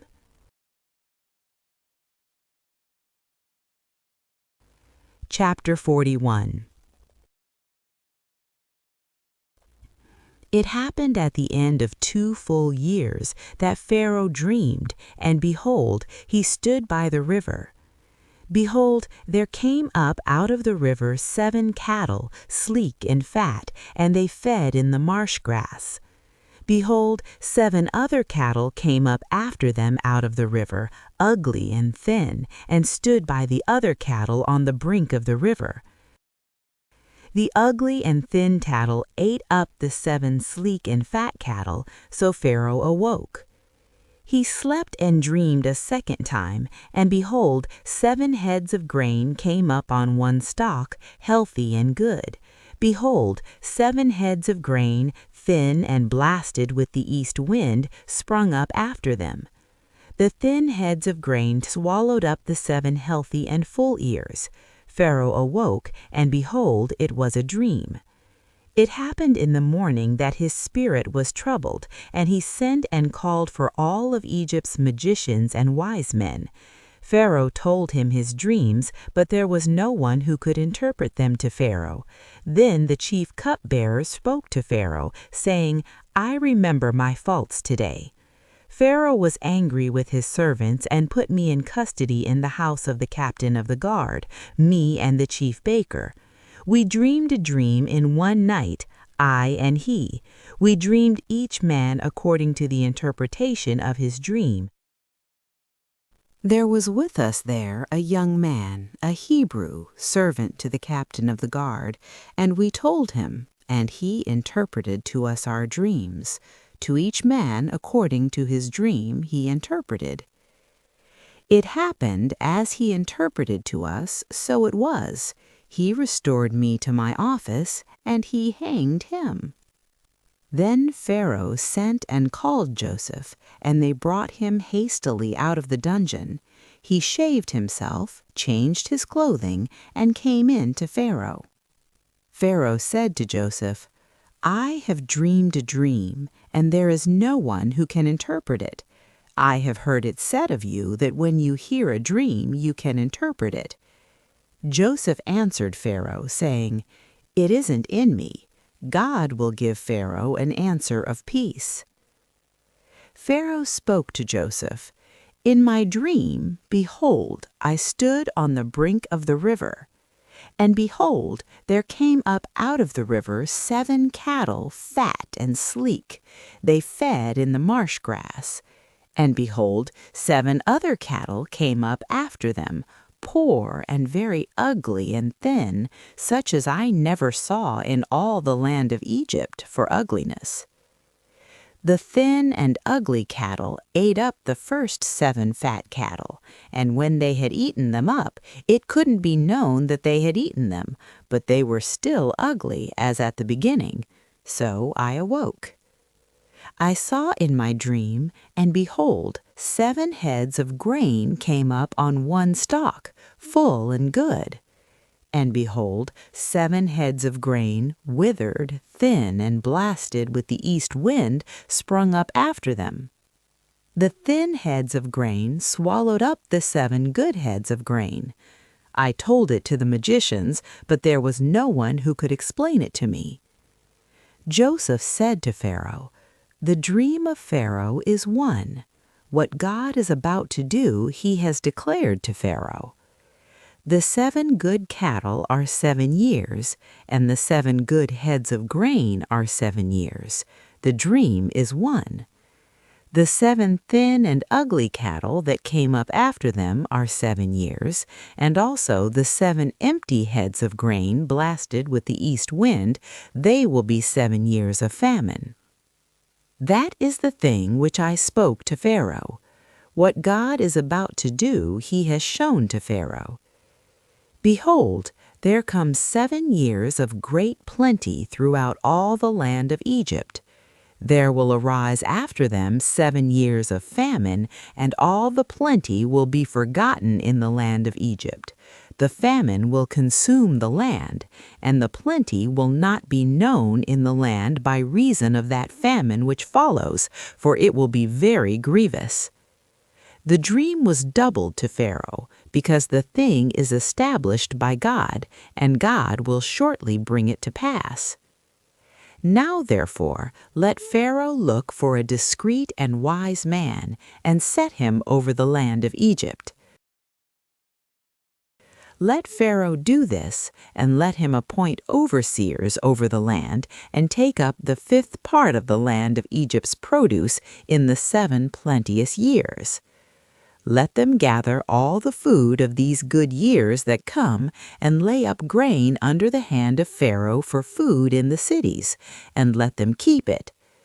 The food will be for a store to the land against the 7 years of famine, which will be in the land of Egypt, that the land not perish through the famine. The thing was good in the eyes of Pharaoh, and in the eyes of all his servants.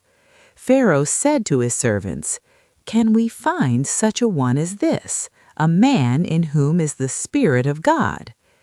Pharaoh said to Joseph, "Because God has shown you all of this, there is none so discreet and wise as you. You shall be over my house, and according to your word will all my people be ruled. Only in the throne I will be greater than you." Pharaoh said to Joseph, "Behold, I have set you over all the land of Egypt." Pharaoh took off his signet ring from his hand and put it on Joseph's hand, and arrayed him in robes of fine linen, and put a gold chain about his neck. And he made him to ride in the second chariot which he had. They cried before him, "Bow the knee." He set him over all the land of Egypt. Pharaoh said to Joseph, "I am Pharaoh, and without you shall no man lift up his hand or his foot in all the land of Egypt." Pharaoh called Joseph's name Zaphenath-paneah, and he gave him Asenath, the daughter of Potiphera, priest of On, as a wife. Joseph went out over the land of Egypt. Joseph was 30 years old when he stood before Pharaoh, king of Egypt. Joseph went out from the presence of Pharaoh and went throughout all the land of Egypt. In the 7 plenteous years the earth brought forth abundantly. He gathered up all the food of the 7 years which were in the land of Egypt, and laid up the food in the cities. The food of the field which was round about every city he laid up in the same. Joseph laid up grain as the sand of the sea, very much, until he stopped counting, for it was without number. To Joseph were born 2 sons before the year of famine came, whom Asenath, the daughter of Potiphera, priest of On, bore to him. Joseph called the name of the firstborn Manasseh, "For," he said, "God has made me forget all my toil and all my father's house." The name of the second he called Ephraim, "For God has made me fruitful in the land of my affliction." The 7 years of plenty that were in the land of Egypt came to an end. The 7 years of famine began to come just as Joseph had said. There was famine in all lands, but in all the land of Egypt there was bread. When all the land of Egypt was famished, the people cried to Pharaoh for bread, and Pharaoh said to all the Egyptians, "Go to Joseph, what he says to you, do." The famine was over all the surface of the earth. Joseph opened all the storehouses and sold to the Egyptians. The famine was severe in the land of Egypt. All countries came into Egypt to Joseph to buy grain because the famine was severe in all the earth. Chapter 42. Now Jacob saw that there was grain in Egypt, and Jacob said to his sons, "Why do you look at one another?" He said, "Behold, I have heard that there is grain in Egypt. Go down there and buy for us from there, so that we may live and not die." Joseph's 10 brothers went down to buy grain from Egypt. But Jacob didn't send Benjamin, Joseph's brother, with his brothers, for he said, "Lest perhaps harm happen to him."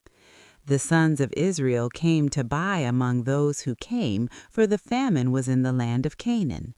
Joseph was the governor over the land. It was he who sold to all the people of the land. Joseph's brothers came and bowed themselves down to him with their faces to the earth. Joseph saw his brothers, and he recognized them, but acted like a stranger to them, and spoke roughly with them. He said to them, "Where did you come from?" They said, "From the land of Canaan to buy food." Joseph recognized his brothers, but they didn't recognize him. Joseph remembered the dreams which he dreamed about them, and said to them, "You are spies. You have come to see the nakedness of the land." They said to him, "No, my lord, but your servants have come to buy food." "We are all one man's sons. We are honest men. Your servants are not spies." He said to them, "No, but you have come to see the nakedness of the land." They said, "We, your servants, are 12 brothers, the sons of one man in the land of Canaan. And behold, the youngest is this day with our father, and one is no more." Joseph said to them, "It is like I told you, saying, you are spies.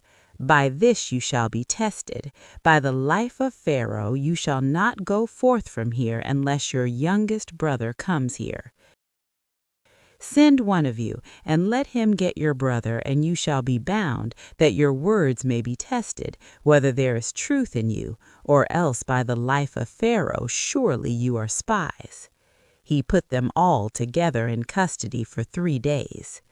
Joseph said to them the 3rd day, "Do this and live, for I fear God. If you are honest men, then let one of your brothers be bound in your prison, but you go, carry grain for the famine of your houses. Bring your youngest brother to me, so will your words be verified, and you won't die." They did so. They said one to another, "We are certainly guilty concerning our brother, in that we saw the distress of his soul when he begged us, and we wouldn't listen. Therefore this distress has come upon us." Reuben answered them, saying, "Didn't I tell you, saying, 'Don't sin against the child,' and you wouldn't listen? Therefore also, behold, his blood is required." They didn't know that Joseph understood them, for there was an interpreter between them. He turned himself away from them and wept. Then he returned to them and spoke to them, and took Simeon from among them and bound him before their eyes. Then Joseph gave a command to fill their bags with grain, and restore every man's money into his sack, and give them food for the way. So it was done to them. They loaded their donkeys with their grain and departed from there. As one of them opened his sack to give his donkey food in the lodging place, he saw his money. Behold, it was in the mouth of his sack. He said to his brothers, "My money is restored. Behold, it is in my sack." Their hearts failed them, and they turned trembling one to another, saying, "What is this that God has done to us?" They came to Jacob their father to the land of Canaan, and told them all that had happened to them, saying, "The man, the lord of the land, spoke roughly with us, and took us for spies of the country. We said to him, 'We are honest men, we are no spies. We are 12 brothers, sons of one man in the land of Canaan, and behold, the youngest is this day with our father, and one is no more.' The man, the lord of the land, said to us, 'By this I will know that you are honest men. Leave one of your brothers with me, and take grain for the famine of your houses, and go your way. Bring your youngest brother to me, then I will know that you are not spies, but that you are honest men. So I will deliver your brother to you, and you shall trade in the land.' It happened as they emptied their sacks that, behold, every man's bundle of money was in his sack. When they and their father saw their bundles of money, they were afraid. Jacob, their father, said to them, 'You have bereaved me of my children. Joseph is no more, Simeon is no more, and you want to take Benjamin away too. All these things are against me.' Reuben spoke to his father, saying, 'Kill my 2 sons if I don't bring him to you. Entrust him to my care, and I will bring him to you again.' He said, 'My son shall not go down with you, for his brother is dead, and he only is left. If harm happens to him along the way in which you go, then you will bring down my gray hairs with sorrow to Sheol.'"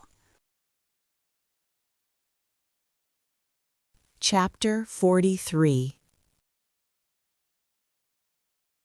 The famine was severe in the land. It happened when they had eaten up the grain which they had brought out of Egypt, their father said to them, "Go again, buy us a little more food." Judah spoke to him, saying, "The man solemnly warned us, saying, 'You shall not see my face unless your brother is with you.' If you'll send our brother with us, we'll go down and buy you food, But if you'll not send him, we'll not go down, for the man said to us, 'You shall not see my face unless your brother is with you.' Israel said, 'Why did you treat me so badly, telling the man that you had another brother?' They said, 'The man asked directly concerning ourselves and concerning our relatives, saying, Is your father still alive? Have you another brother?' We just answered his questions. Is there any way we could know that he would say, 'Bring your brother down'?" Judah said to Israel, his father, "Send the boy with me, and we'll get up and go so that we may live and not die, both we and you and also our little ones. I'll be collateral for him. From my hand will you require him. If I don't bring him to you and set him before you, then let me bear the blame forever." If we hadn't delayed, surely we would have returned a second time by now. Their father Israel said to them, "If it must be so, then do this.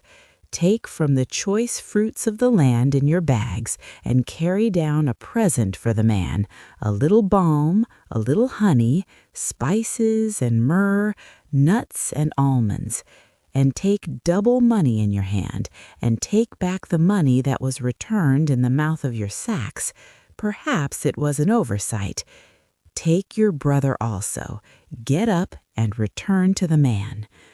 May God Almighty give you mercy before the man, that he may release to you your other brother and Benjamin. If I am bereaved of my children, I am bereaved." The men took that present, and they took double money in their hand and Benjamin, and got up, went down to Egypt, and stood before Joseph. When Joseph saw Benjamin with them, he said to the steward of his house, "Bring the men into the house, and butcher an animal and make ready, for the men will dine with me at noon."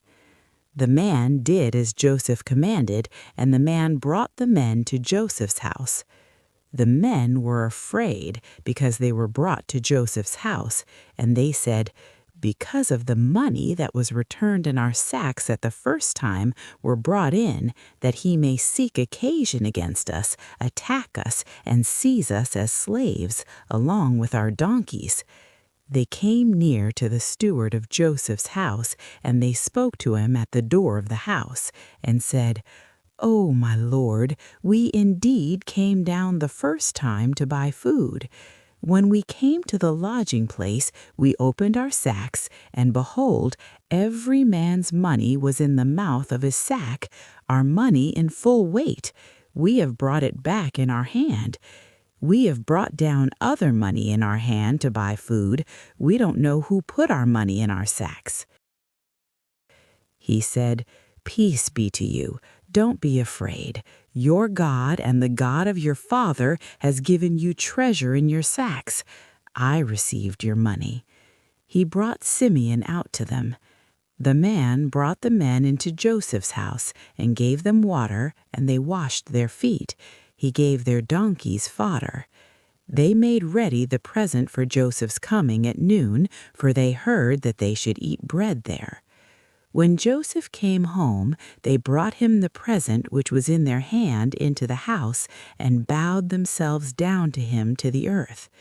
He asked them of their welfare, and said, "Is your father well, the old man of whom you spoke? Is he yet alive?" They said, "Your servant, our father, is well. He is still alive." They bowed the head and did homage.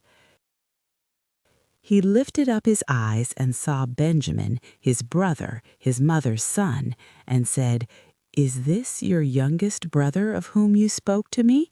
He said, "God be gracious to you, my son." Joseph hurried, for his heart yearned over his brother, and he sought a place to weep. He entered into his room and wept there. He washed his face and came out. He controlled himself and said, "Serve the meal." They served him by himself, and them by themselves, and the Egyptians that ate with him by themselves, because the Egyptians don't eat bread with the Hebrews, for that is an abomination to the Egyptians. They sat before him, the firstborn according to his birthright, and the youngest according to his youth, and the men marveled one with another.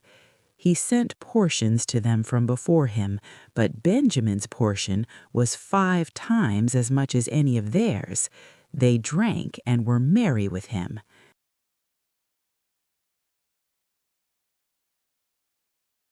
Chapter 44. He commanded the steward of his house, saying, "Fill the men's sacks with food as much as they can carry, and put every man's money in his sack's mouth. Put my cup, the silver cup, in the sack of the youngest with his grain money." He did according to the word that Joseph had spoken. As soon as the morning was light, the men were sent away, they and their donkeys. When they had gone out of the city and were not yet far off, Joseph said to his steward, "Up, follow after the men. When you overtake them, ask them, 'Why have you rewarded evil for good? Isn't this that from which my Lord drinks, and by which he indeed divines? You have done evil in so doing.'" He overtook them, and he spoke these words to them. They said to him, "Why does my Lord speak such words as these? Far be it from our servants that they should do such a thing. Behold, the money which we found in our sacks' mouths we brought again to you out of the land of Canaan. How then should we steal silver or gold out of your Lord's house? With whoever of your servants it be found, let him die, and we also will be my Lord's bondservants." He said, "Far be it from me that I should do so. The man in whose hand the cup is found, he will be my bondservant. But as for you, go up in peace to your father." Then Judah came to him and said, "O my lord, please let your servant speak a word in my lord's ears, and don't let your anger burn against your servant, for you are even as Pharaoh. My lord asked your servants, saying, 'Have you a father or a brother?' We said to my lord, 'We have a father, an old man, and a child of his old age, a little one, and his brother is dead, and he alone is left of his mother, and his father loves him.' You said to your servants, 'Bring him down to me, that I may set my eyes on him.' We said to my lord, 'The boy can't leave his father, for if he should leave his father would die.' You said to your servants, 'Unless your youngest brother comes down with you, you will see my face no more.' It happened when we came up to your servant my father, we told him the words of my lord. Our father said, 'Go again, buy us a little more food.' We said, 'We can't go down. If our youngest brother is with us, then we will go down, for we may not see the man's face unless our youngest brother is with us.' Your servant, my father, said to us, 'You know that my wife bore me 2 sons, and the one went out from me, and I said, surely he is torn in pieces, and I haven't seen him since. If you take this one also from me, and harm happens to him, you will bring down my gray hairs with sorrow to Sheol.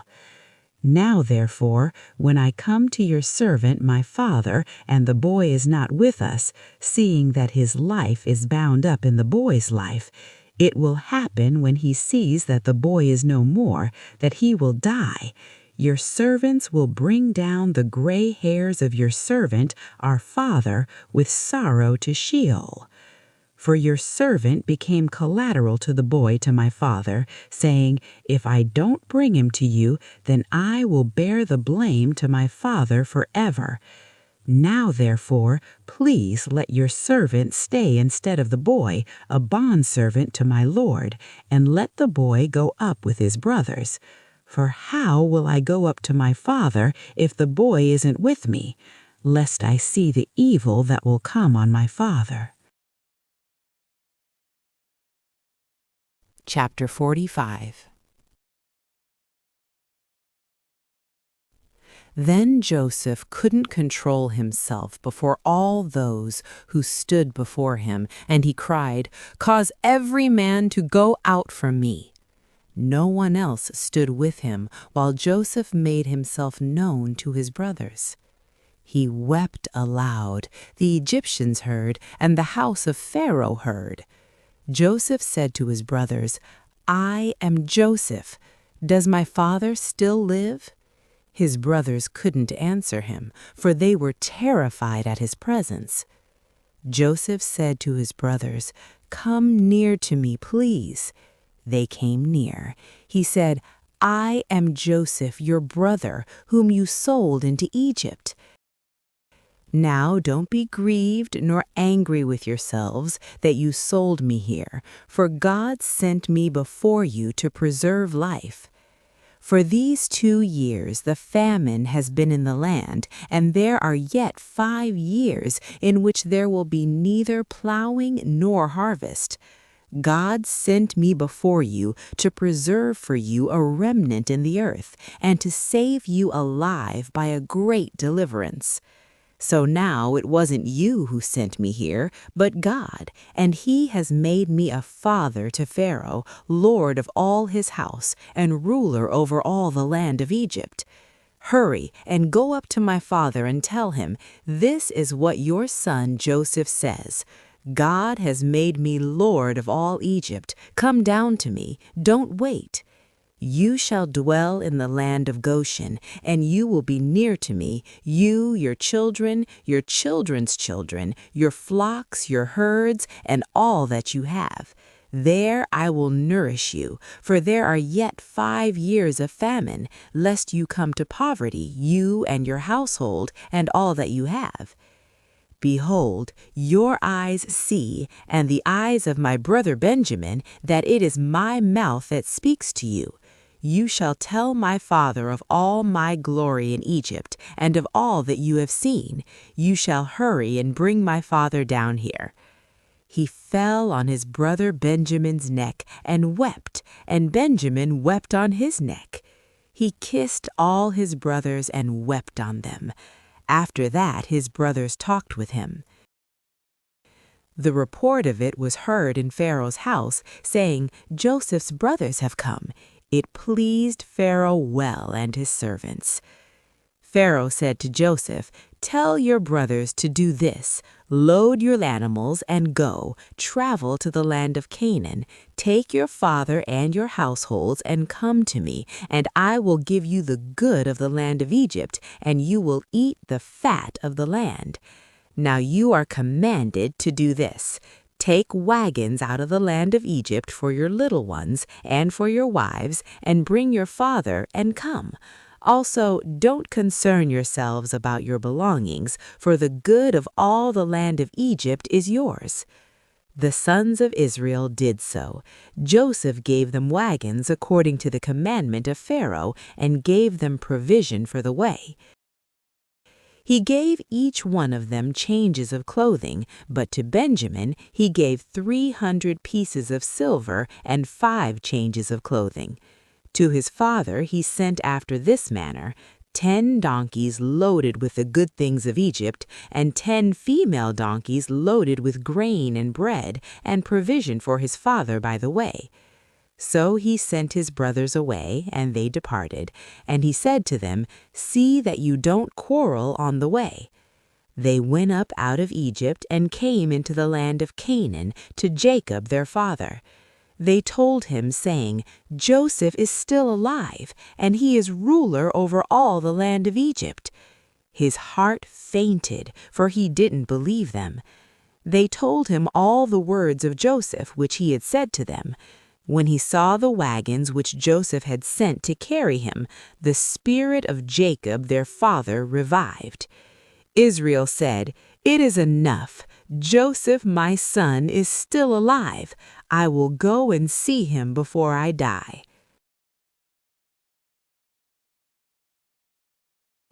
Chapter 46. Israel traveled with all that he had and came to Beersheba and offered sacrifices to the God of his father Isaac. God spoke to Israel in the visions of the night and said, "Jacob, Jacob." He said, "Here I am." He said, "I am God, the God of your father Isaac. Don't be afraid to go down into Egypt, for there I will make of you a great nation. I will go down with you into Egypt. I will also surely bring you up again. Joseph will close your eyes." Jacob rose up from Beersheba, and the sons of Israel carried Jacob their father, their little ones and their wives, in the wagons which Pharaoh had sent to carry him. They took their livestock and their goods, which they had gotten in the land of Canaan, and came into Egypt, Jacob and all his seed with him, his sons and his sons' sons with him, his daughters and his sons' daughters, and he brought all his seed into Egypt. These are the names of the children of Israel who came into Egypt, Jacob and his sons, Reuben, Jacob's firstborn. The sons of Reuben, Hanok, Palu, Hezron, and Carmi. The sons of Simeon, Jemuel, Jamin, Ohad, Yakin, Zohar, and Shaul, the son of a Canaanite woman. The sons of Levi, Gershon, Kohath, and Merari. The sons of Judah, Onan, Shelah, Perez, and Zerah. But and Onan died in the land of Canaan. The sons of Perez were Hezron and Hamul. The sons of Issachar, Tola, Puvah, Job, and Shimron. The sons of Zebulun, Sered, Elon, and Jalil. These are the sons of Leah whom she bore to Jacob in Paddan Aram with his daughter Dinah. All the souls of his sons and his daughters were 33. The sons of Gad, Ziphion, Haggai, Shuni, Esbon, Eri, Arodi, and Areli. The sons of Asher, Imnah, Ishva, Ishvi, Beriah, and Sarah their sister. The sons of Beriah, Heber, and Malkiel. These are the sons of Zilpah, whom Laban gave to Leah his daughter, and these she bore to Jacob, even 16 souls. The sons of Rachel, Jacob's wife, Joseph and Benjamin. To Joseph in the land of Egypt were born Manasseh and Ephraim, whom Asenath, the daughter of Potipharah, priest of On, bore to him. The sons of Benjamin, Bela, Becher, Ashbel, Gera, Naaman, Ehi, Rosh, Muppim, Hupim, and Ard. These are the sons of Rachel who were born to Jacob. All the souls were 14. The son of Dan, Hushim. The sons of Naphtali, Yaziel, Guni, Jezer, and Shillem. These are the sons of Bilhah, whom Laban gave to Rachel his daughter, and these she bore to Jacob. All the souls were 7. All the souls who came with Jacob into Egypt, who were his direct descendants, besides Jacob's sons' wives, all the souls were 66. The sons of Joseph who were born to him in Egypt were 2 souls. All the souls of the house of Jacob who came into Egypt were 70. He sent Judah before him to Joseph to show the way before him to Goshen, and they came into the land of Goshen.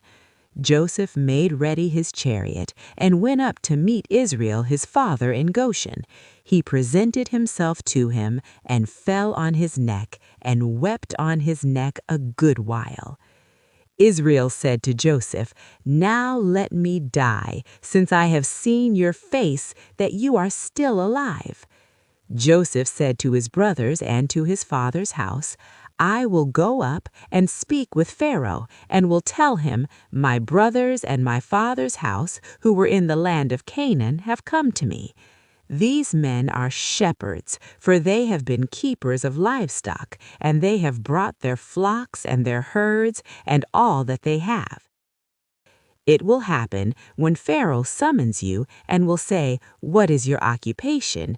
that you shall say, "Your servants have been keepers of livestock from our youth, even until now, both we and our fathers, that you may dwell in the land of Goshen, for every shepherd is an abomination to the Egyptians."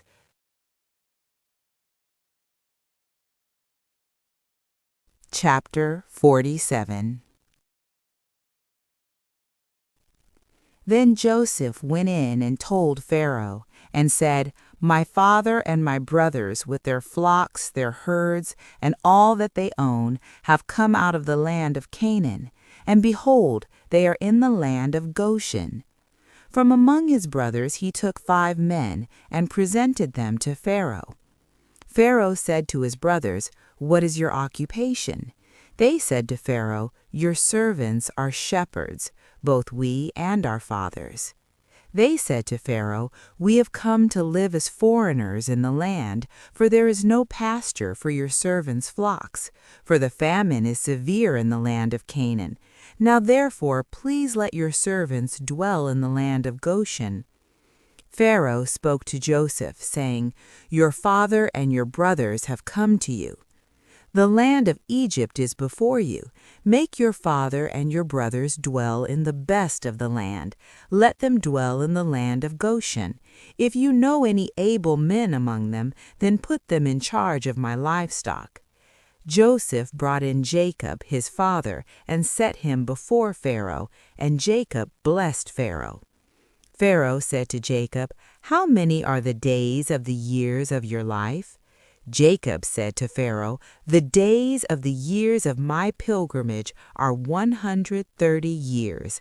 Few and evil have been the days of the years of my life, and they have not attained to the days of the years of my fathers in the days of their pilgrimage."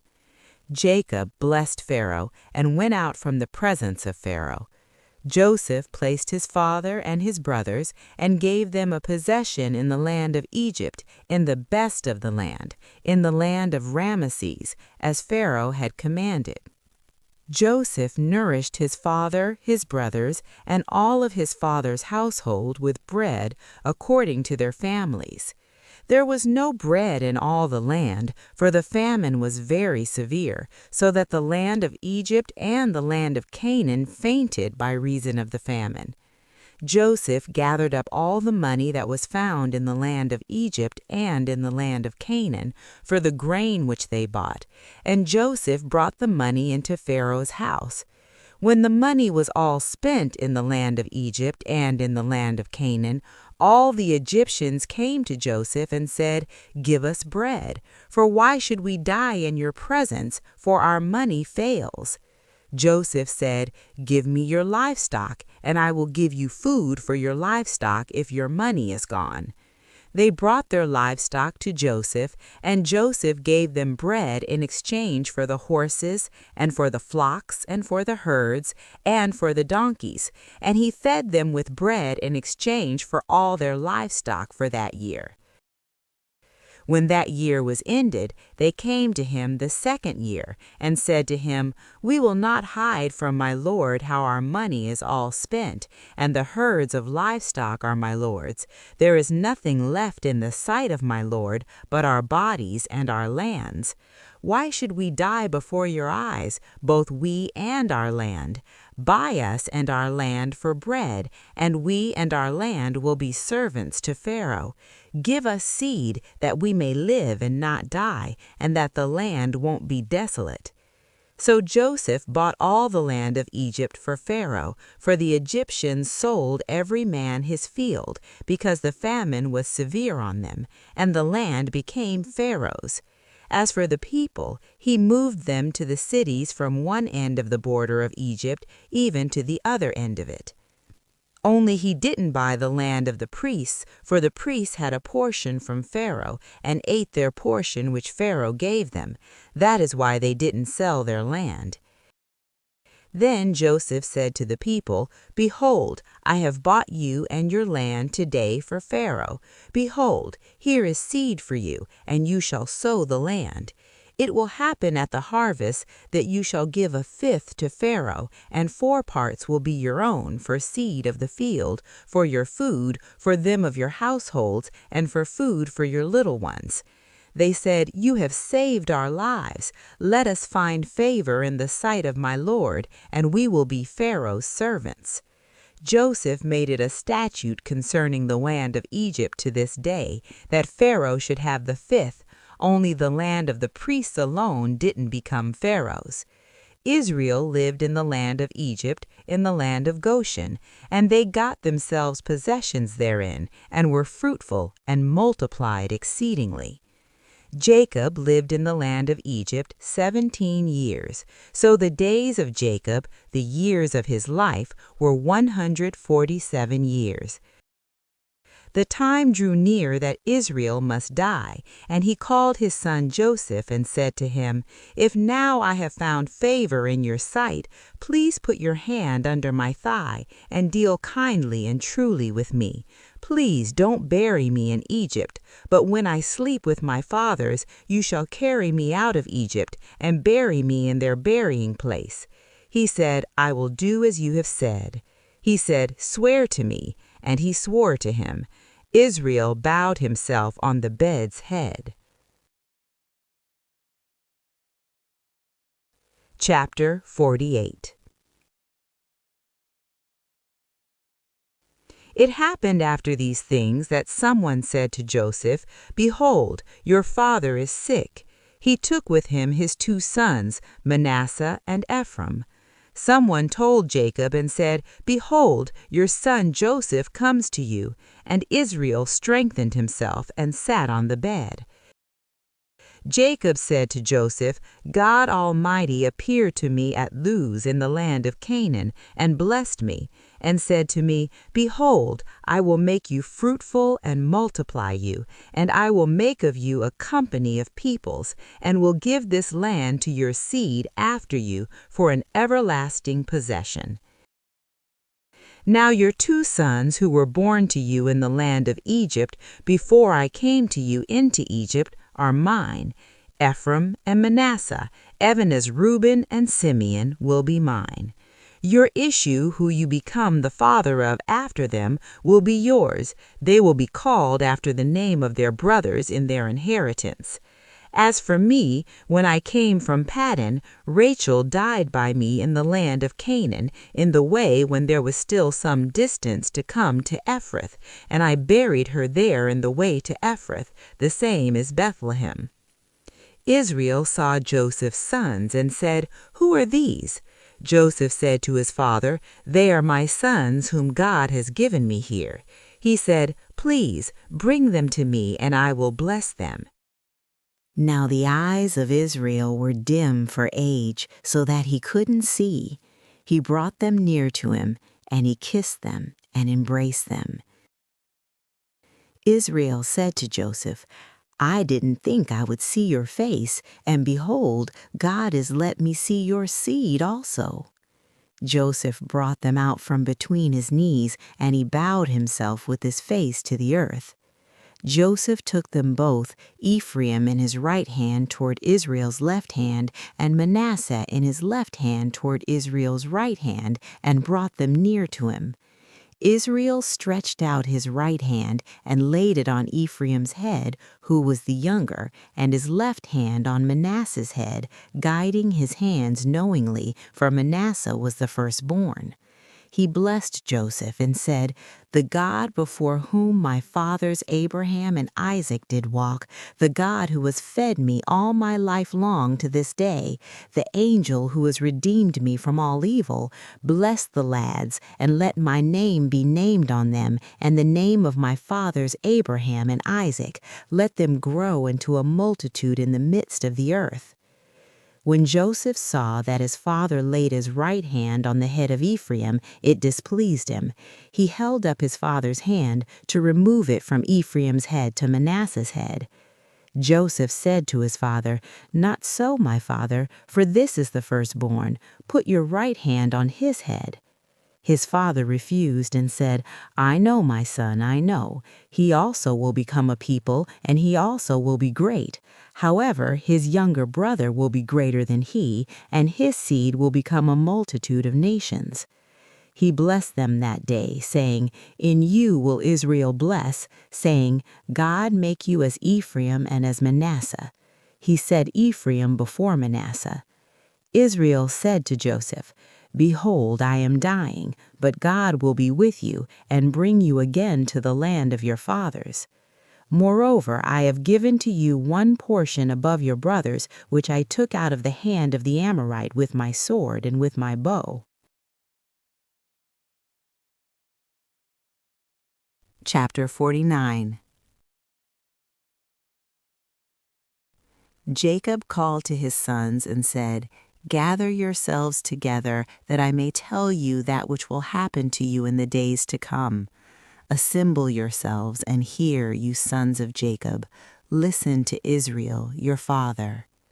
Reuben, you are my firstborn, my might, and the beginning of my strength, excelling in dignity and excelling in power. Boiling over as water, you shall not excel, because you went up to your father's bed, then defiled it. He went up to my couch. Simeon and Levi are brothers. Weapons of violence are their swords. My soul, don't come into their council. My glory, don't be united to their assembly. For in their anger they killed men. In their self-will they hamstrung oxen. Cursed be their anger, for it was fierce, and their wrath, for it was cruel. I will divide them in Jacob, scatter them in Israel.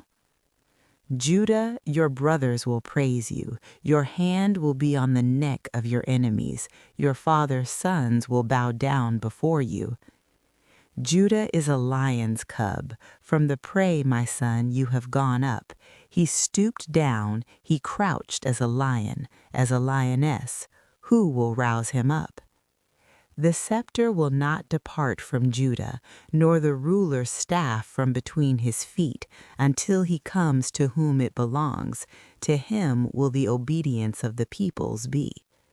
Binding his foal to the vine, his donkey's colt to the choice vine, he has washed his garments in wine, his robes in the blood of grapes.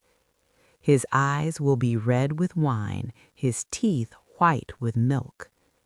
You shall dwell at the haven of the sea. He will be for a haven of ships. His border will be on Sidon. Issachar is a strong donkey, lying down between the saddlebags. He saw a resting place that it was good, the land that it was pleasant. He bows his shoulder to the burden and becomes a servant doing forced labor. Dan will judge his people as one of the tribes of Israel. Dan will be a serpent in the way, an adder in the path, that bites the horse's heels so that his rider falls backward. I have waited for your salvation, Yahweh. Gad, a troop will press on him, but he will press on their heel. Out of Asher his bread will be fat, he will yield royal dainties. Naphtali is a doe set free, who bears beautiful fawns. Joseph is a fruitful vine by a spring, his branches run over the wall. The archers have sorely grieved him, shot at him, and persecute him. But his bow abode in strength, the arms of his hands were made strong by the hands of the mighty one of Jacob. From there is the shepherd, the stone of Israel. Even by the God of your father who will help you, by the Almighty who will bless you, with blessings of heaven above, blessings of the deep that lies below, blessings of the breasts and of the womb. The blessings of your father have prevailed above the blessings of your ancestors, above the boundaries of the ancient hills. They will be on the head of Joseph, on the crown of the head of him who is separated from his brothers. Benjamin is a ravenous wolf. In the morning he will devour the prey. At evening he will divide the spoil. All these are the 12 tribes of Israel, and this is what their father spoke to them and blessed them. He blessed everyone according to his blessing. He charged them and said to them, I am to be gathered to my people. Bury me with my fathers in the cave that is in the field of Ephron the Hittite, in the cave that is in the field of Machpelah, which is before Mamre, in the land of Canaan, which Abraham bought with the field from Ephron the Hittite as a burial place. There they buried Abraham and Sarah, his wife. There they buried Isaac and Rebekah, his wife. And there I buried Leah. The field and the cave that is therein, which was purchased from the children of Heth. When Jacob made an end of charging his sons, he gathered up his feet into the bed, and yielded up his spirit, and was gathered to his people. Chapter 50. Joseph fell on his father's face, wept on him, and kissed him. Joseph commanded his servants, the physicians, to embalm his father, and the physicians embalmed Israel. 40 days were fulfilled for him, for that is how many the days it takes to embalm. The Egyptians wept for him for 70 days.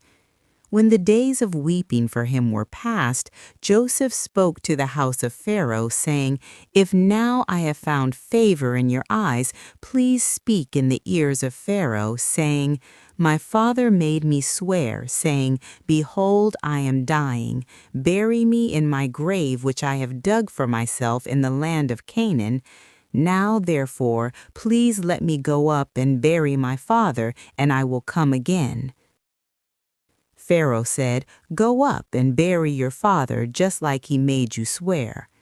Joseph went up to bury his father, and with him went up all the servants of Pharaoh, the elders of his house, all the elders of the land of Egypt, all the house of Joseph, his brothers, and his father's house.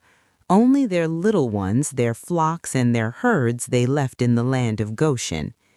There went up with him both chariots and horsemen. It was a very great company. They came to the threshing floor of Atad, which is beyond the Jordan, and there they lamented with a very great and sore lamentation. He mourned for his father 7 days. When the inhabitants of the land, the Canaanites, saw the mourning in the floor of Atad, they said, This is a grievous mourning by the Egyptians. Therefore the name of it was called Abel Mizraim, which is beyond the Jordan. His sons did to him just as he commanded them, for his sons carried him into the land of Canaan and buried him in the cave of the field of Machpelah, which Abraham bought with the field for a possession of a burial site from Ephron the Hittite before Mamre. Joseph returned into Egypt, he and his brothers and all that went up with him to bury his father, after he had buried his father. When Joseph's brothers saw that their father was dead, they said, It may be that Joseph will hate us and will fully pay us back for all of the evil which we did to him. They sent a message to Joseph, saying, Your father commanded before he died, saying, So you shall tell Joseph, Now please forgive the disobedience of your brothers and their sin, because they did evil to you. Now please forgive the disobedience of the servants of the God of your father. Joseph wept when they spoke to him. His brothers also went and fell down before his face, and they said, Behold, we are your servants. Joseph said to them, Don't be afraid, for am I in the place of God? As for you, you meant evil against me, but God meant it for good, to bring to pass as it is this day, to save many people alive. Now, therefore, don't be afraid. I will nourish you and your little ones. He comforted them and spoke kindly to them. Joseph lived in Egypt, he and his father's house. Joseph lived 110 years. Joseph saw Ephraim's children to the 3rd generation. The children also of Machir, the son of Manasseh, were born on Joseph's knees. Joseph said to his brothers, "I am dying, but God will surely visit you and bring you up out of this land to the land which he swore to Abraham, to Isaac, and to Jacob." Joseph took an oath of the children of Israel, saying, "God will surely visit you, and you shall carry up my bones from here." So Joseph died, being 110 years old, and they embalmed him, and he was put in a coffin in Egypt.